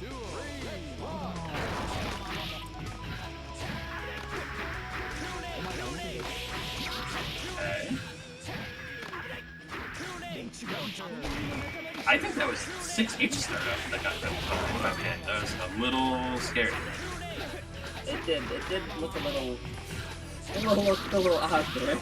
Yeah, for real. But I mean, so far this is just kind of a masterclass in hedging your bets, playing it really safe, not overextending, kind of minding the other character's space. And No! Oh god, it's chill. It's rapidly becoming less chill. Yo, rock. That looks Edward. more like a golf ball than a rock, honestly. I think isn't it a golf ball? Am I trolling? Is it a golf ball or is it a rock? I don't know. Chat, someone tell us. Someone who can look at Dustloop or light us convince me. It's a golf ball? Well, it's pitch base 7, so I'm inclined to agree. It's alright. It's a golf ball.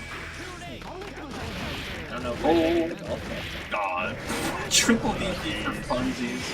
Yo, something like that. Oh, Oh, really? Lennon. That's like medium key inexcusable, to be honest. Oh, Yo, God. number 6.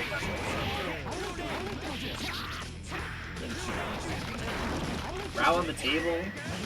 Yeah. Oh! Whoa, okay. Yeah, that has an FRC before the first hit, and I think after the third hit. It's either after or before the third hit. Gamma.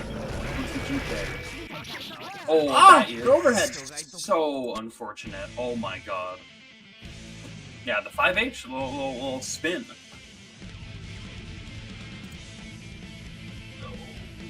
No, I'm frowning. I'm gonna be honest, I'm frowning.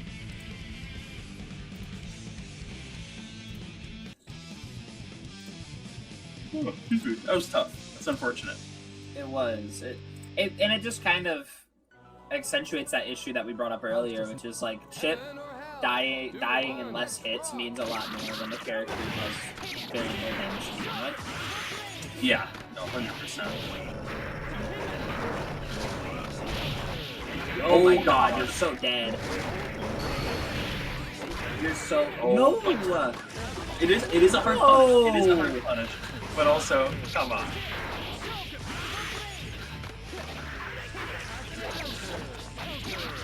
Oh, good dash under 5P. What did I just see in Twitch chat? That's horrific.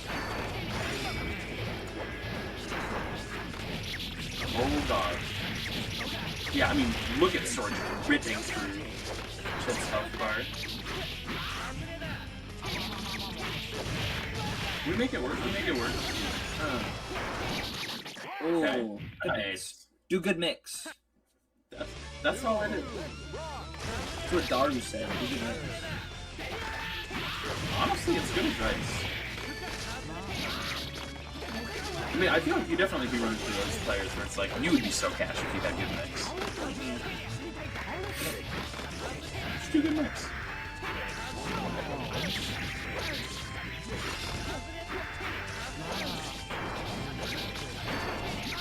But we're doing like bad neutral instead of good mix right now.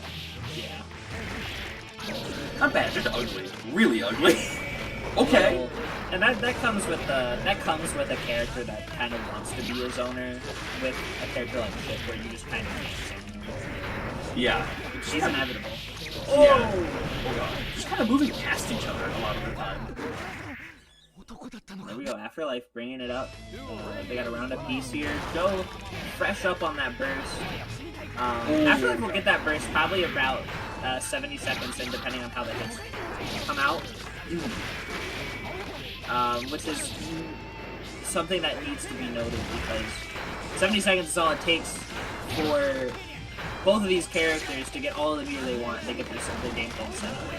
Yeah, we could definitely make a party sit depending on how much people are willing to spend.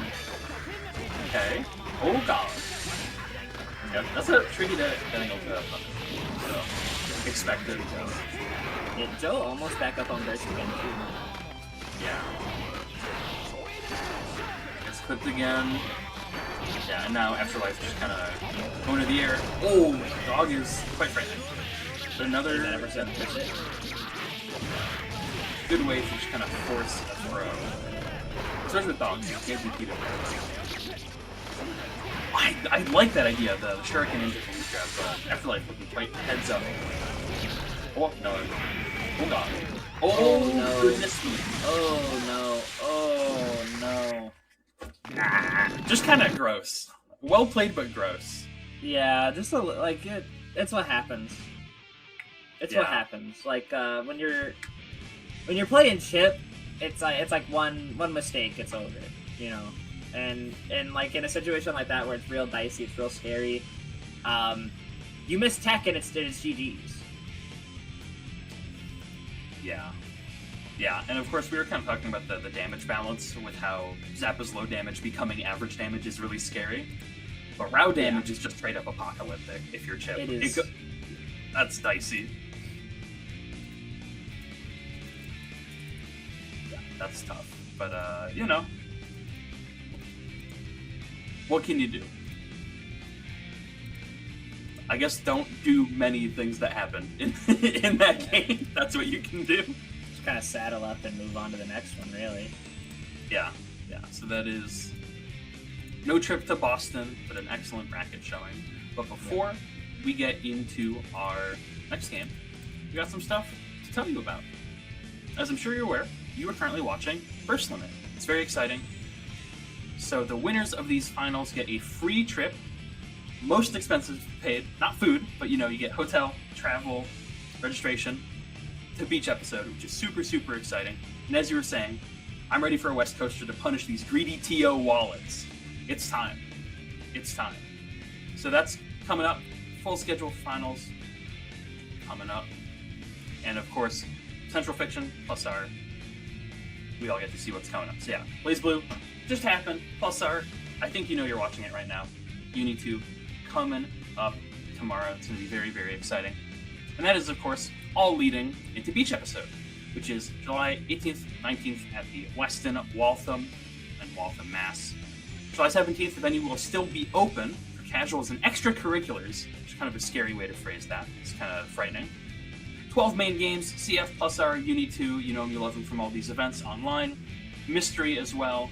We got some side games on top of that are very, very exciting. We got VSAP, Third Strike, P4AU, Camp Fighters 15, Virtua Fighter 5, Revo World Stage. So keep your eyes peeled for that. And of course, applications for side games, commentary, volunteers are all open, so get in there, help out, make yourself known, be heard, whatever. But if the big one isn't your speed, there's also the offline monthly coming up on May 2nd. BlazBlue, Uni 2, Strive are going to be streamed, and of course the full BBB lineup will be there. We got MBAC, Sailor Moon, Rev 2, plus our Grand Blue Fantasy vs. Rising. All will be there. So yeah, don't miss it. On top of that, we got Vacation Land, a regional out in Maine, May 15th to the 17th. Like you were saying, I think this is a region a lot of us might not think about so much in the context of fighting games. So it's important to get out there, check out their regional scene. We got the Twitch command. Hold on, I'm going to remember it this time. Boom, get in there. So Vacation Land 2, and of course Platform Fighters are going to be split onto the Saturday with Melee Smash Ultimate Rivals, and then the kind of more traditional fighting games will be on Sunday. 2XKO, Strive, Uni 2, Street Fighter 6, Tekken 8. There's some BlazBlue specific stuff we've already talked about. So the last thing I want to mention is Blood's legal defense. Let me put the exclamation mark Blood in chat. So this is again contributing to that legal defense, currently out on bond, but we'll have to return for another hearing. So the fight's not over. Keep supporting Blood. Keep your eyes open, keep your eyes peeled, stay on top of it. The hearing is May 21st, so we're hoping for good news when that comes around. So keep the fight going. I believe that is all we have to pitch to y'all. We are coming back to Tmunny into XPHANTOM. Yeah, this is... Phantom does quite well into Tmunny from what I've both seen and what I've heard. So this is going to be a bit of an uphill battle for Tmunny here. Phantom just, again, like, it's so hard to outpace him. And it's Haas, it's a Haas mirror. So, like, you're just constantly playing to see who can make the decisions quicker. Yeah, and like you said, I think kind of maintaining that, this is such a nerd emoji way to describe this, but like that tempo asymmetry, right? You want to kind of keep XPHANTOM trying to shift to meet you, because XPHANTOM will try to meet you a lot of the time, but meet you quite well. It's hard, and I feel like the way XPHANTOM plays just meshes really well into how Tmunny plays. Like total Yeah. style matchup. It's equally rough on that count by like having someone who can play it into your playstyle really well and also knows everything that your character is capable of. There's no way to catch Phantom off guard. Yeah, you're gonna have to bring something really novel for this Phantom. I've seen it, we'll be able to intuit how to play it pretty right up front. It's really tough. Oh, nice. He's not missing these links on these maybe 2Hs either. Yeah, really nice. And of course, I think one of the higher level weaknesses of Urso, perfect demonstration, is Urso is very slash backable. And I think XPHANTOM is, I think, a little more ready to go on those than Tmunny, as we've seen so far. That's such a goofball maneuver, dog. Yeah, for real. Highly toxic. Level 0 after flash, I hate it. I hate it. It's just not very nice.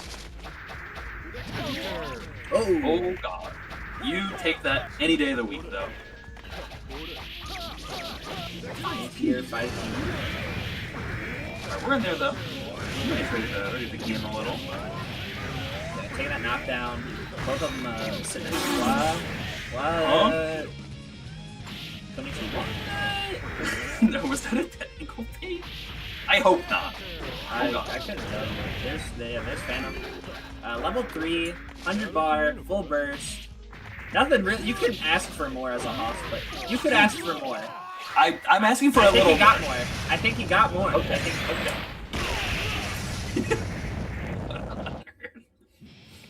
okay. So I will say, past couple sets have been a little gross. I'd like a little clean win. A little clean Cleanliness is next to godliness. That's There's true. not a whole lot of God on stream right now. It's very little, I would say.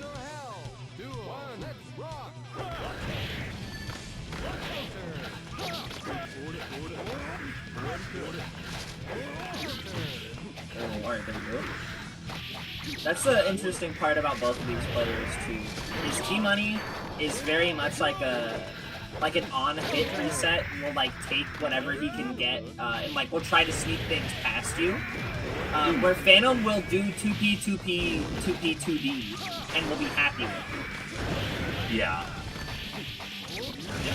I know something I've heard about Tmunny's gameplay, something I've said as well, is occasionally Tmunny is kind of really low damage where Hoss shouldn't be.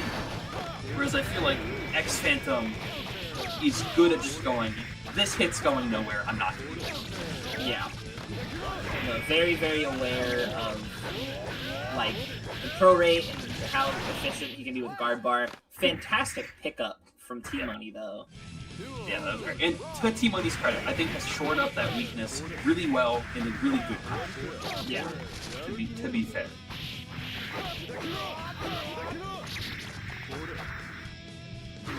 Oh, okay. These anti-air 5Ps, Tmunny just can't get like away. Yeah, Ooh, even good for when Tmunny's in control, it feels like he's just kind of stuck to XPHANTOM. It's really tricky. And I think that's a good kind of high-level description of how XPHANTOM plays. It's Hoss is a very short-range character, but in order to hit Hoss, you need to be on Hoss, and that is really scary if you're not 100% on the ball all the time. Yeah. Big chance here, though. Let's see. Oh god.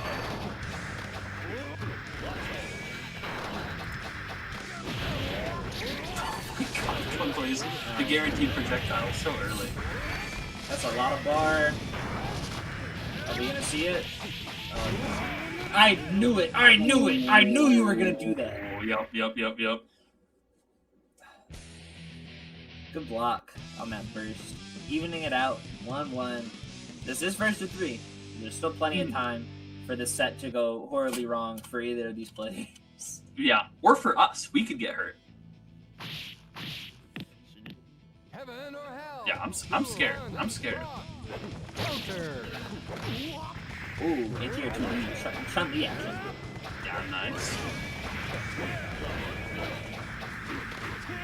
Yeah, it's going for some of the kind of 5-check overheads. No conversion potential yet, but you definitely throw people off.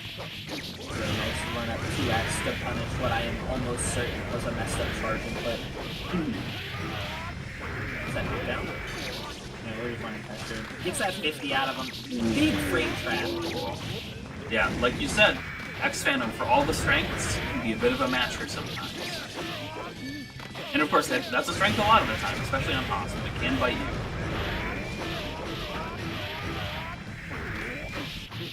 Ooh, Yeah, sweet though. meaty 6K. Duo, let's rock.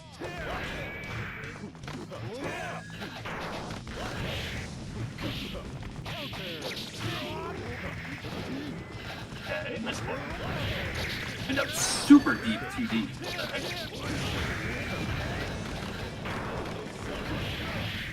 Right. Oh my Yeah, God. that's a nice DP. Really, I don't know if I've seen a reversal DP yet. Okay. Oh God, we're being Plus close. range. Ooh, Few mids. I love those. Muscles are pretty cool. Okay. I love them. I wish my character had them. If only. Oh, yeah, that's rough. That's real rough. That's a unfortunate way to head into this really crucial game 4. Like anytime you lose a bit of a nail biter in like a heartbreaking way like that, where you burst poorly, like I mentioned it earlier, where Haas players just generally have infallible mentals, but like that's one of those moments where it's really a make or break for the rest of the set. Yeah. Yeah. But Oh God. Okay, that's a big one. Yeah, so of course, House 5H is a good offset to Austin Rising Jump Punch constantly. Nice I blocks. love back throw. That stun is looking quite rough. Anything up here would probably be Yeah. Ooh. I think found basically wow. one hit that wouldn't turn into stun. Just to curse you. Okay. Okay, so I like that. Doing the normal higher in the jump arc. It's a little interesting. It looked like the JS is a button that I've heard Phantom talk about. There's like Tmunny uses it and it will always cross up, but when Phantom uses it, it never crosses up. And right there, it crossed up. So eat on that. Much to think about. I think it might be like a PAL NTSC difference. Who can say? Tmunny's been playing on CLS. Oh my God. Better. That's scary. Okay. Nice block. And we're deep. We're still at 2. Yeah, there we go. Big recharge. Good knockdown. I hate both of you, I think. I love interaction. I love hitboxes and hitboxes. Yo! Oh my God. Okay, I'm gonna be real with you. I'm having second thoughts about interactions. Ah! Oh God. Nice. Phantom up on burst. Probably not for very long. We'll see how this. Wow. That is a Tmunnyism that I've noticed, is that he's real big on that wake up gun blaze. And Phantom's been repping a lot of meaty 6K anyways. Yeah. Oh God.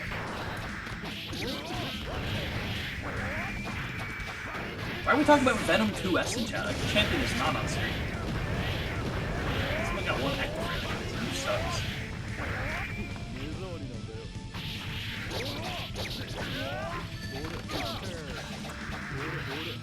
Oh God, okay. Fuzzy with the jump jab. Sir Funzy. Oh! Okay.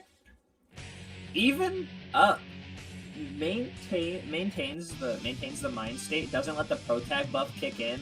Really, the only way that you can beat the pro tag buff is one of your own. It's true. I feel like we're witnessing just like a power-up off, right? Yeah, you either need the pro tag buff or you need to be like Aizen, and you gotta like you gotta shut off Phantom's music. Yeah, pull the plug on it. I'm telling you, I think playing this game like a baseball catcher can be quite effective. Maybe not for Haas, though. Maybe not for Haas. I think Haas is a thing. Haas plays shortstop. Yeah, 100%.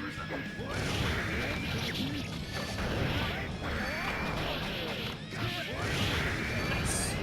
Oh god. Oh wow. No tech. Wow, that's so cool.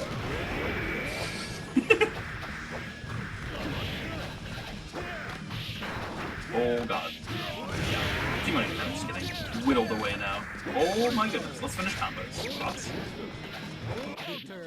Nice 2K. Empty jump 2K, catches the button coming out.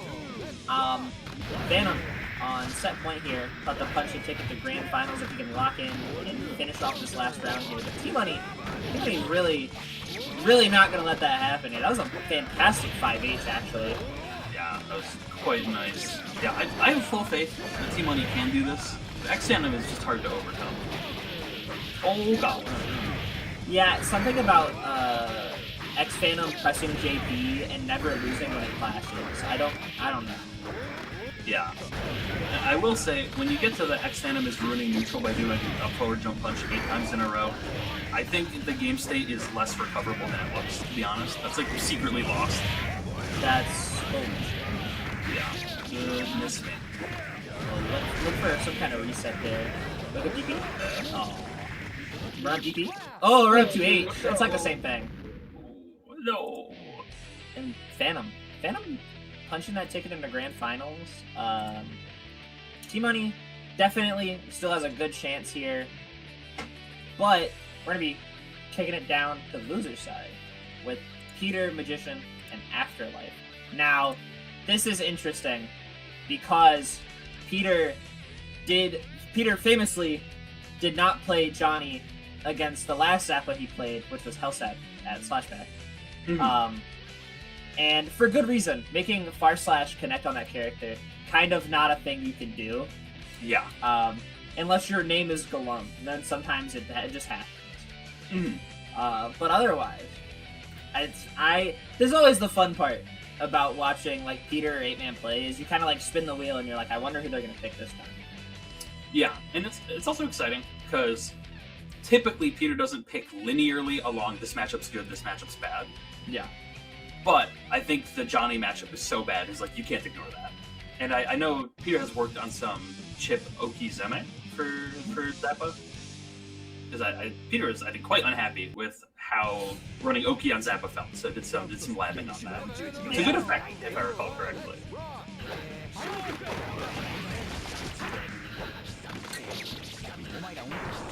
But I'm hoping we will see a repeat of the sword guard incident from Flashback.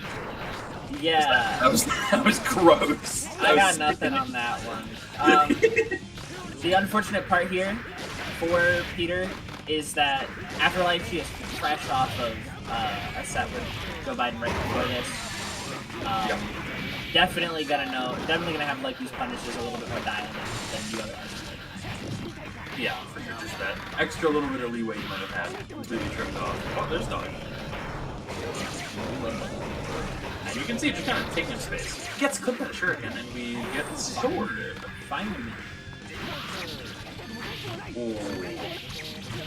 Slides under that 2H.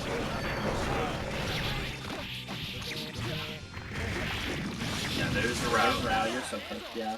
Yeah, so that's one thing I do want to say. Because this also happened to me in the 2v2. I got mega rowed. Afterlife is so good at really efficiently bringing Row to the table as an actual win con. So I think general wisdom is like, oh, Row's the weakest of the summons. But the idea is it can take so long to build Row that it's kind of not worth. But if you're speed running into Row, that damage can obliterate the Row. Yeah, there was a Zappa player who I haven't seen him play in quite some time, but named Raichu, who would like speed blitz you into like getting rounds, and then would fish for DP starter. Jesus, that's not ethical. Like would fish for naked DP starter and would just kill you. Yeah, and it was really scary because you knew what the game plan was, but if it ever happened, it was like it's like Exodia, it's over. Yeah, and that's one of those things where knowing doesn't necessarily help you. Jesus. No! No. I'm unhappy about that one. I'm also quite upset. To wrap that thought up, though, knowing doesn't necessarily help you that much if the game plan is, like, linear and scary. Because then the game is, like, so warped around just stopping. Yeah. I mean, it's like just pot in general, where it's like, you know he wants to get up on you and grab you. And it's up to you to stop that. That is a free-frame computer. Yeah. Especially when you just have a strong core rotation. Oh, yes, 2 orbs. Yeah, and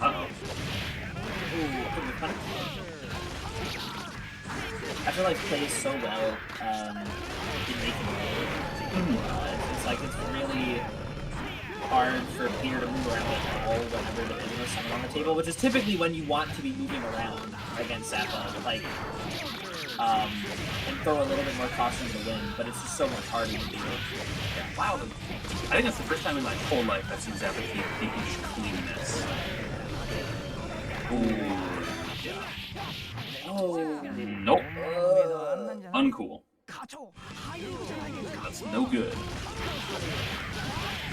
There we go. Nice. Oh, yeah. I mean, that was a clean option. Smart choice there. Oh, big start. No! Yeah, I will say, in the past, Peter's most successful rounds and games in his Afterlife has been when Afterlife is just kind of doing shit on it, and Peter is just doing button, gamma. That racks up damage quite quickly. Nice air throw. Oh, goodness. Youch! Wow. And there, Afterlife moving on rather quickly into the losers finals. Peter had a really great run, regardless. Beat sure. Joe, beat Joe, beat Kaze, who was hot off of a Jacob Pat win. Mm-hmm. And it just wasn't enough. And we're still seeing it. We're seeing like Queen consistency, just kind of pulling up and punching right into this losers finals against Tmunny. And man, if I see more Zappa, if I never see Zappa Haas after this, I'll still have seen like enough for a lifetime. After this last season of Burst Limit, it's just been so much Zappa Haas. Like a truly unfathomable amount. It's been horrific. I'm glad that it's an interesting matchup. True. Could you imagine if we just had a boatload of like some shitty like 7-3? I mean, it would go fast at least. We're running nothing but Justice Testament, Pot Bridget, and Jam Bridget. How exciting! That would be awesome. You flip a coin. Person A picks a character with polarizing matchups. Person B picks the matchup. I think that would be the worst thing ever. Kind of fire. Could be a little gas. Oh god. Catches that match mid dog string, but Tmunny fighting back out, working Afterlife into the corner. There's gonna be the real like make or break here is whether or not Tmunny can account for Zappa's defense early and often enough to make Afterlife a little bit more afraid of slamming on them so long. Like right there, baiting out that dead angle early. I mean, you can't do much about Wake Up Dog, but... Notice how when Zappa does nothing, things go right. When Zappa does something, things go wrong. Thoughts? Zappa is the best character in the game because Zappa is always in a winning state. It's true. And looping back to our conversation from way earlier, for Zappa, nothing is something. That's kind of broken.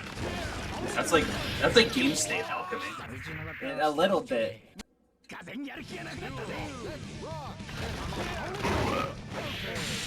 Oh god. Yeah. I kind of like that from Tmunny, just conceding, I'm probably not getting past this ghost without doing something really stupid. I'm gonna charge. Yeah. Oh god. Hello. Hello? Do we nerf Drive Rush?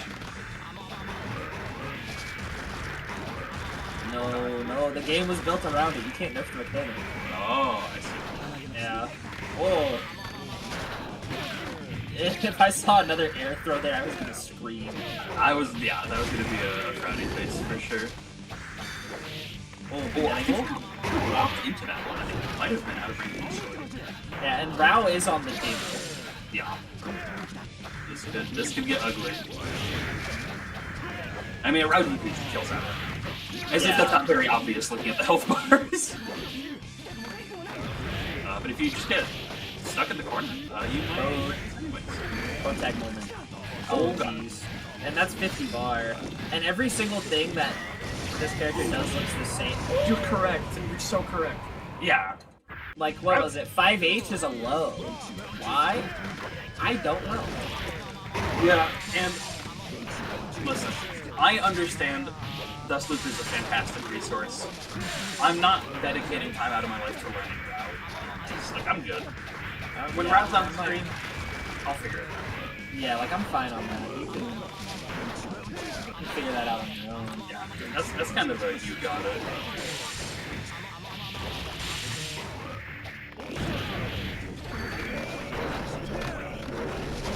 Yeah, alright. Building space, unbuilding space. Oh god. Oh, big throw. This could be big. Nice safe jump. Oh, Jeez, we are slamming options. Yeah. So I will say, the downside of playing Zappa is sometimes your gameplay is horrifically ugly, and it's your fault. An option select is not when you just select options. But selecting options is quite strong in Zappa. So oh, well, it worked out anyways. Afterlife, my taking that God. first one. Mods, Zappa in chat, pick one and time them out. We got a few of them. I'm thinking it's a 1 in 8 chance for every Zappa player in chat to get banned. It's true. And if we roll the 1 in 8 for everyone and every Zappa gets timed out, I get the PO job.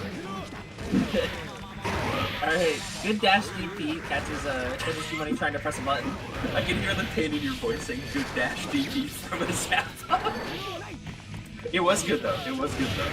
It was a good option. Oh god. Oh no.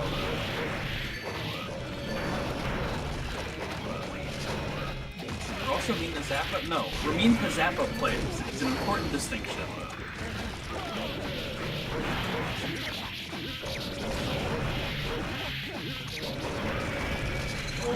Oh, big throw? Yeah, we're putting that sandwich right back in. Oh, you're so cooked. You're so cooked. You don't even need the DP, you just jab it out. Honestly, Zappa doing like dash DPRC is a bit of a chop.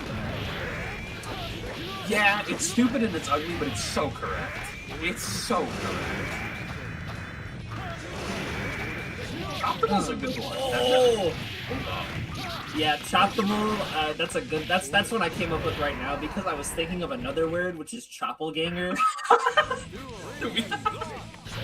I saw that and I was like, what on earth is happening? I like Choptimal a lot, to be honest. Thanks, Merriam-Webster. We might need to hit up and fill in it and get Choptimal in the glossary. Because some shit is just so ugly but so right. It like I can't be like, yo, that looked sick, but I can be like, that was right. It's like when I watch Hoda play Justice, I'm like, that's sick and it's right. And then when I watch like Rocco play Justice, I'm like, that's right. End sentence. Yeah.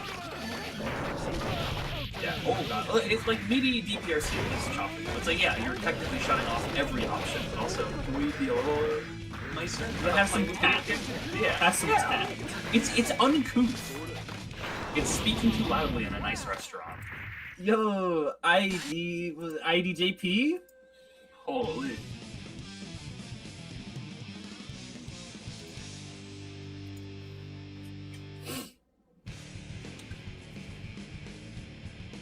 Scary. Afterlife it has to channel her best awesome impression in order to defeat the beast. Oh god. Yeah, dog, gonna come back.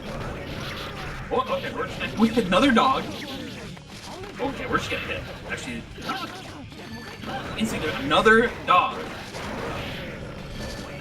Thoughts on a different summon?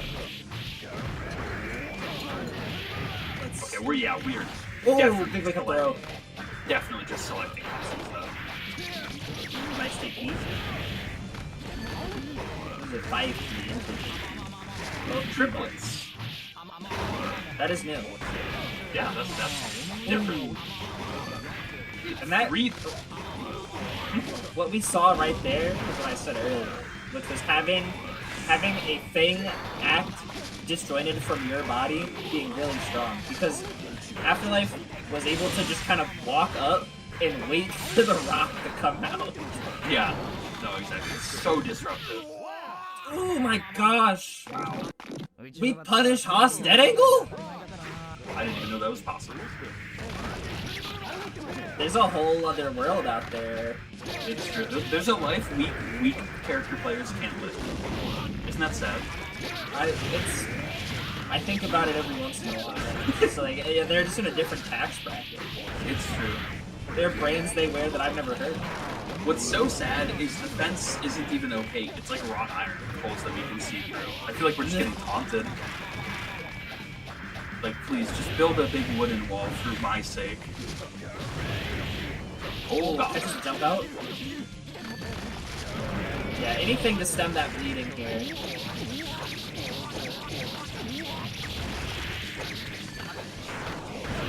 Okay, I There like we go. that. Nice. Oh god. Yeah, so Tmunny was repping the neutral zone roster quite well, to good effect. And Afterlife shuts that shit down real fast. Ooh, tech GP. Tech button. There we go. Good tech chase. Yeah, nice.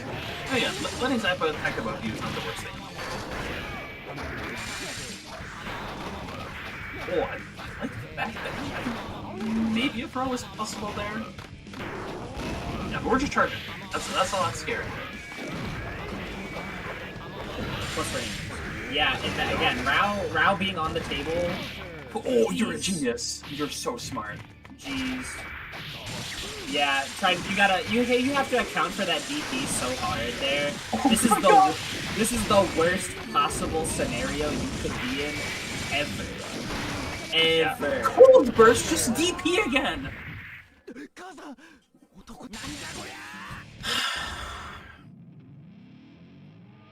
Vulture, let's have a heart to heart. Did we pick the wrong game?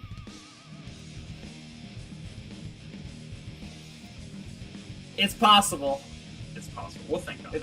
It's possible. Yeah, that's definitely. Rao is so good, and if anybody ever says it's the weakest summon again, we're in the town square. Yeah. Right then and there. We're throwing because when it's out, what do? You don't do anything. Your game, you have to account for so much more. Your game plan is effectively over until it's gone.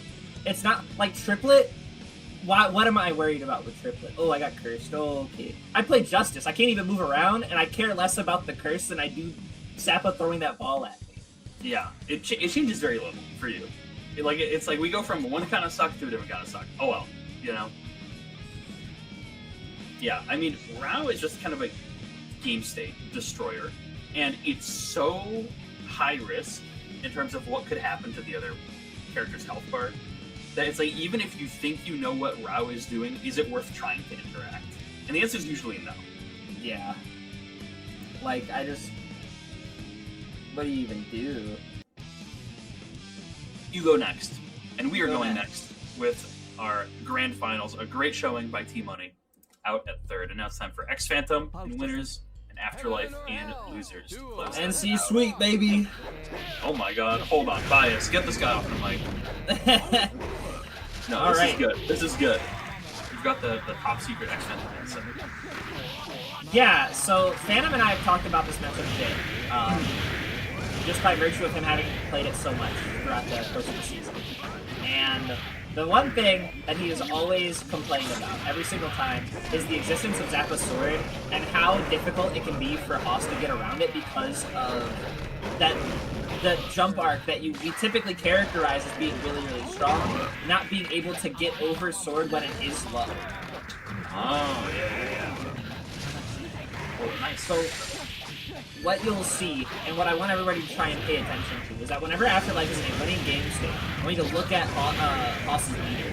Because what normally happens is he has to spend so much on his way to get in that he almost never has any to run his offense, so long as Zappa is getting the correct summons for that moment. Ooh, the 2P. We Yeah, love 2P. It's a better 2P! It's just better. I feel like the best you can hope for is your in is high damage, right? Yeah. That's really what you're looking for. Is okay, spend level 2, level 3 on Gunblaze or Rocket, and that's not your damage. That's your chance. Yeah. Oh, I mean that was really well placed. And there's that sword. So, like we said, I mean, this is just 50-50 simulator right now. This is just Milia Blocker. Honestly, it's harder than Milia Blocker. Yeah, I'm so trash in Milia Blocker. I mean, most of those are just true 50-50s. It's true. It's true. I think that's the other thing that sort of separates the sword mix is even if Milia is very hard or for some things I think pretty much impossible to react to, context can really inform what you're looking for. Zappa standing in front of you, that's not context. I also want to pull it back to an interaction that we just witnessed in the corner that I brought up earlier in the broadcast, which is Afterlife is so good at sacrificing dog and buffering the DP behind it to punish whatever the opponent did to, like, as they were killing it. Because Haas, Phantom did BHB, I believe level 2, and while it was out, Afterlife killed the dog and then DP'd out. And then got dog again. Yeah, it's a combination. It's kind of the Elder Shadow factor. Yeah, that's nice. It's kind of the Elder Shadow factor of maintaining this super high uptime of your character mechanic. That's what really matters. Mm-hmm. You know, it's not necessarily, oh, I'm getting the best summon for the matchup every single time, though of course the summons are by no means weak. But it's about I'm always either summoning or threatening a summon and just kind of keeping that in rotation, and of course that keeps building towards your back. Yep. Heaven or hell? Do one. Let's rock. Oh, I think kind of neat extended character there. Oh god. I think that was a first throw attempt. First, oh, 2P. That's the other thing, is XPHANTOM is doing a lot of kind of holding space and blocking, because Afterlife has been, thus far, I would say, pretty proactive a lot of the time, and is going for a lot of bet you didn't think I'd beat you here type interactions. Yeah. And even if the punishes from XPHANTOM aren't insanely substantial, I think those moments of, oh god, my DP whip kind of force Zappa to pump the brakes. Yeah, for sure. That's a big piece of tech that I like against Haas a lot, is like delay teching really close to the ground. Yeah, it's nice. Yeah, and of course, one of the big strengths of Haas Jump Heavy is it hits very deep, like, relative to Haas's hurt box. It's not just the jump arc factor, but the jump arc is insanely strong, which can kind of snuff out Zappa's kind of unusual anti-air methods. Like the weirdo 6P, the low air throw, stuff like that. Oh, nice rising Nice. I respect that. I think that was a legitimately good gold burst in terms of kind of using it to shore up a potential anti-air weakness, but it's also kind of the evil, and you're probably going to want that burst when X-Phantom hits you. So I think that's more of a win than anything. Well, the lucky thing about fighting Phantom in general is that a lot of his hits don't do a ton of damage, so by virtue of that, he's kind of like Exert Bramble Code, where he's hitting you a billion times, so you're always going to have hits in some way.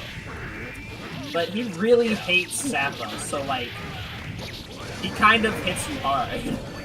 Yeah, no, for sure. Oh, nice. Blocks the up dog. I don't know, I couldn't tell you what's up there. Who can say? Ooh, alright, 2H Red RC. Yeah, and winning out on that interaction, that was a big scramble, and that's super important for Phantom, because this is game 3, like, this is tournament point. Phantom's a game away from punching his ticket straight up to Waltham, Massachusetts in the middle of July. Yeah, we can be done right here. Right, this could be it. This definitely could be it. Phantom's looking like he wants it to be over. He almost looks like he has something to do with it. Yeah, definitely playing fast, pretty assertive. I think in some ways a little more assertive than I would say is normal. X-Phantom's typically just like, I'm gonna be very low risk, mind the action economy, but we're seeing, I think, a few more super explosive hits, and we're stuck. My fault. Yeah, the big part here that I want to point out too is that what we've been talking about a lot with Phantom is that a lot of his hits lead to just like buttons into 2D, but he has made like he's had way more significant hits in this set than he has throughout the entirety of this tournament. Like as far as how much damage he's putting on the table, how big those hits are, he's going for a lot more of like those juicy frame traps than he typically does. Yeah, and you know, Afterlife, I wouldn't say she's playing it. Ah! Nice, wow. I wouldn't say she's playing in like a uniquely unsafe way. XPHANTOM, I think, is just kind of doing the right frame traps, sending the right big options when it's time.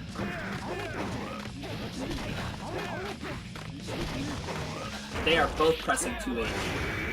That is for damn sure. But you can see, like you were talking about, that jump arc just barely cleared that ghost. So imagine if that was a sword. If it was different, it would be different. Think about that. If things were different, they would be different, and that does scare me to think about. It's true. It's true. Yeah, the I don't jump like arc. when things are different. It's true. Blessing and a curse in this matchup for sure. Okay, going for the re-jump into low, into the kind of frame trappy mid string.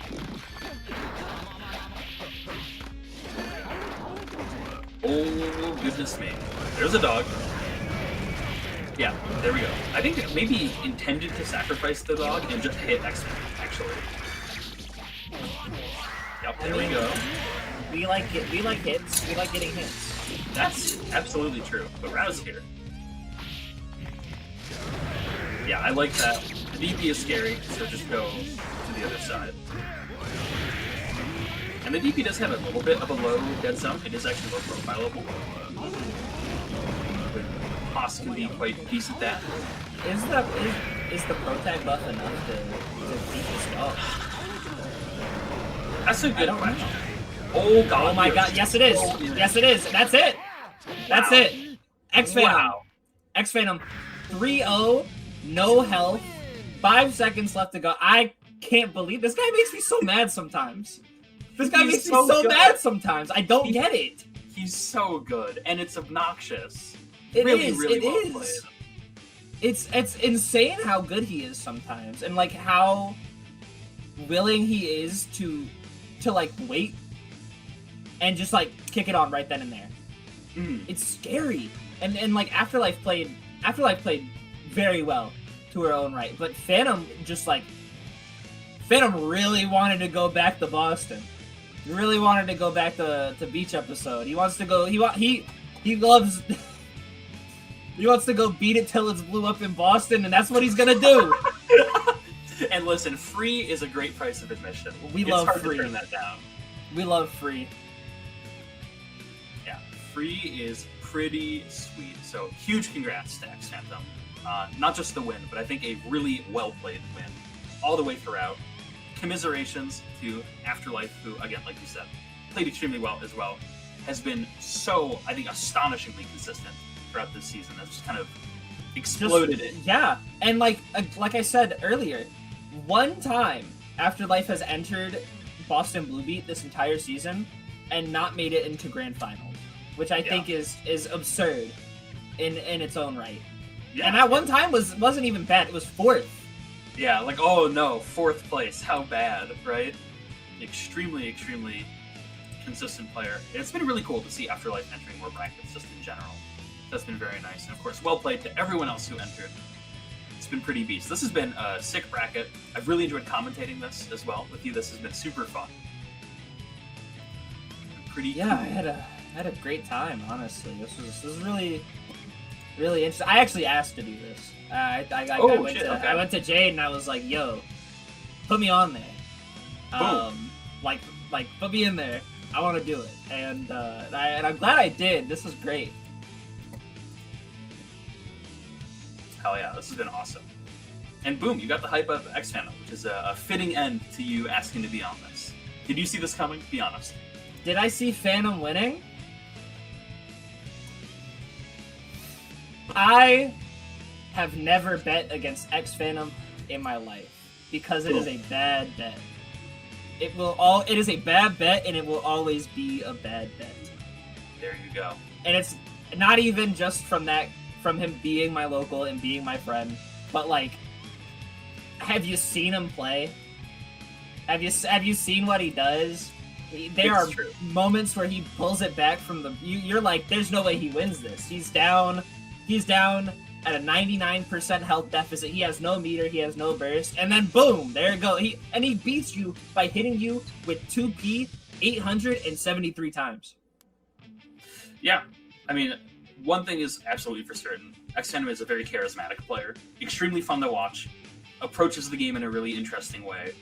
It's fun to see the kind of conversation between XPHANTOM and the opponents, and I think Afterlife was a good sparring partner for this. This was a really cool set of games to watch to close it all out. Afterlife is definitely like on my list of players as that. Yeah, this is it. Next up would be incorrect because Afterlife's already up. It's right? True. That's true. I love seeing people play these evil characters and play them with a brain, because then I can go, yo, look at that. Instead of having to listen to people go, oh, but they have weaknesses. Like they're random. Oh man, like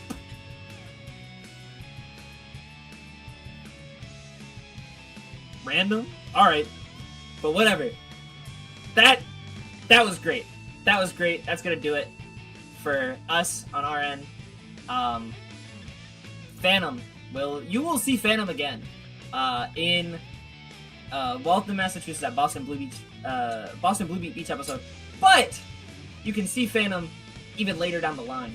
You know, we talked about alchemy earlier.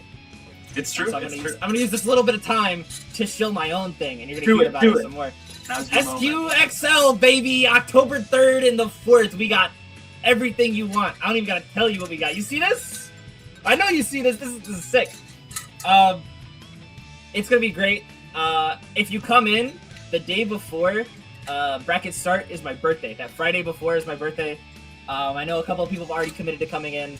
We're gonna have for the new games. We have the same lineup as last year, but we also have we're gonna have Avatar. We're gonna have Tokon.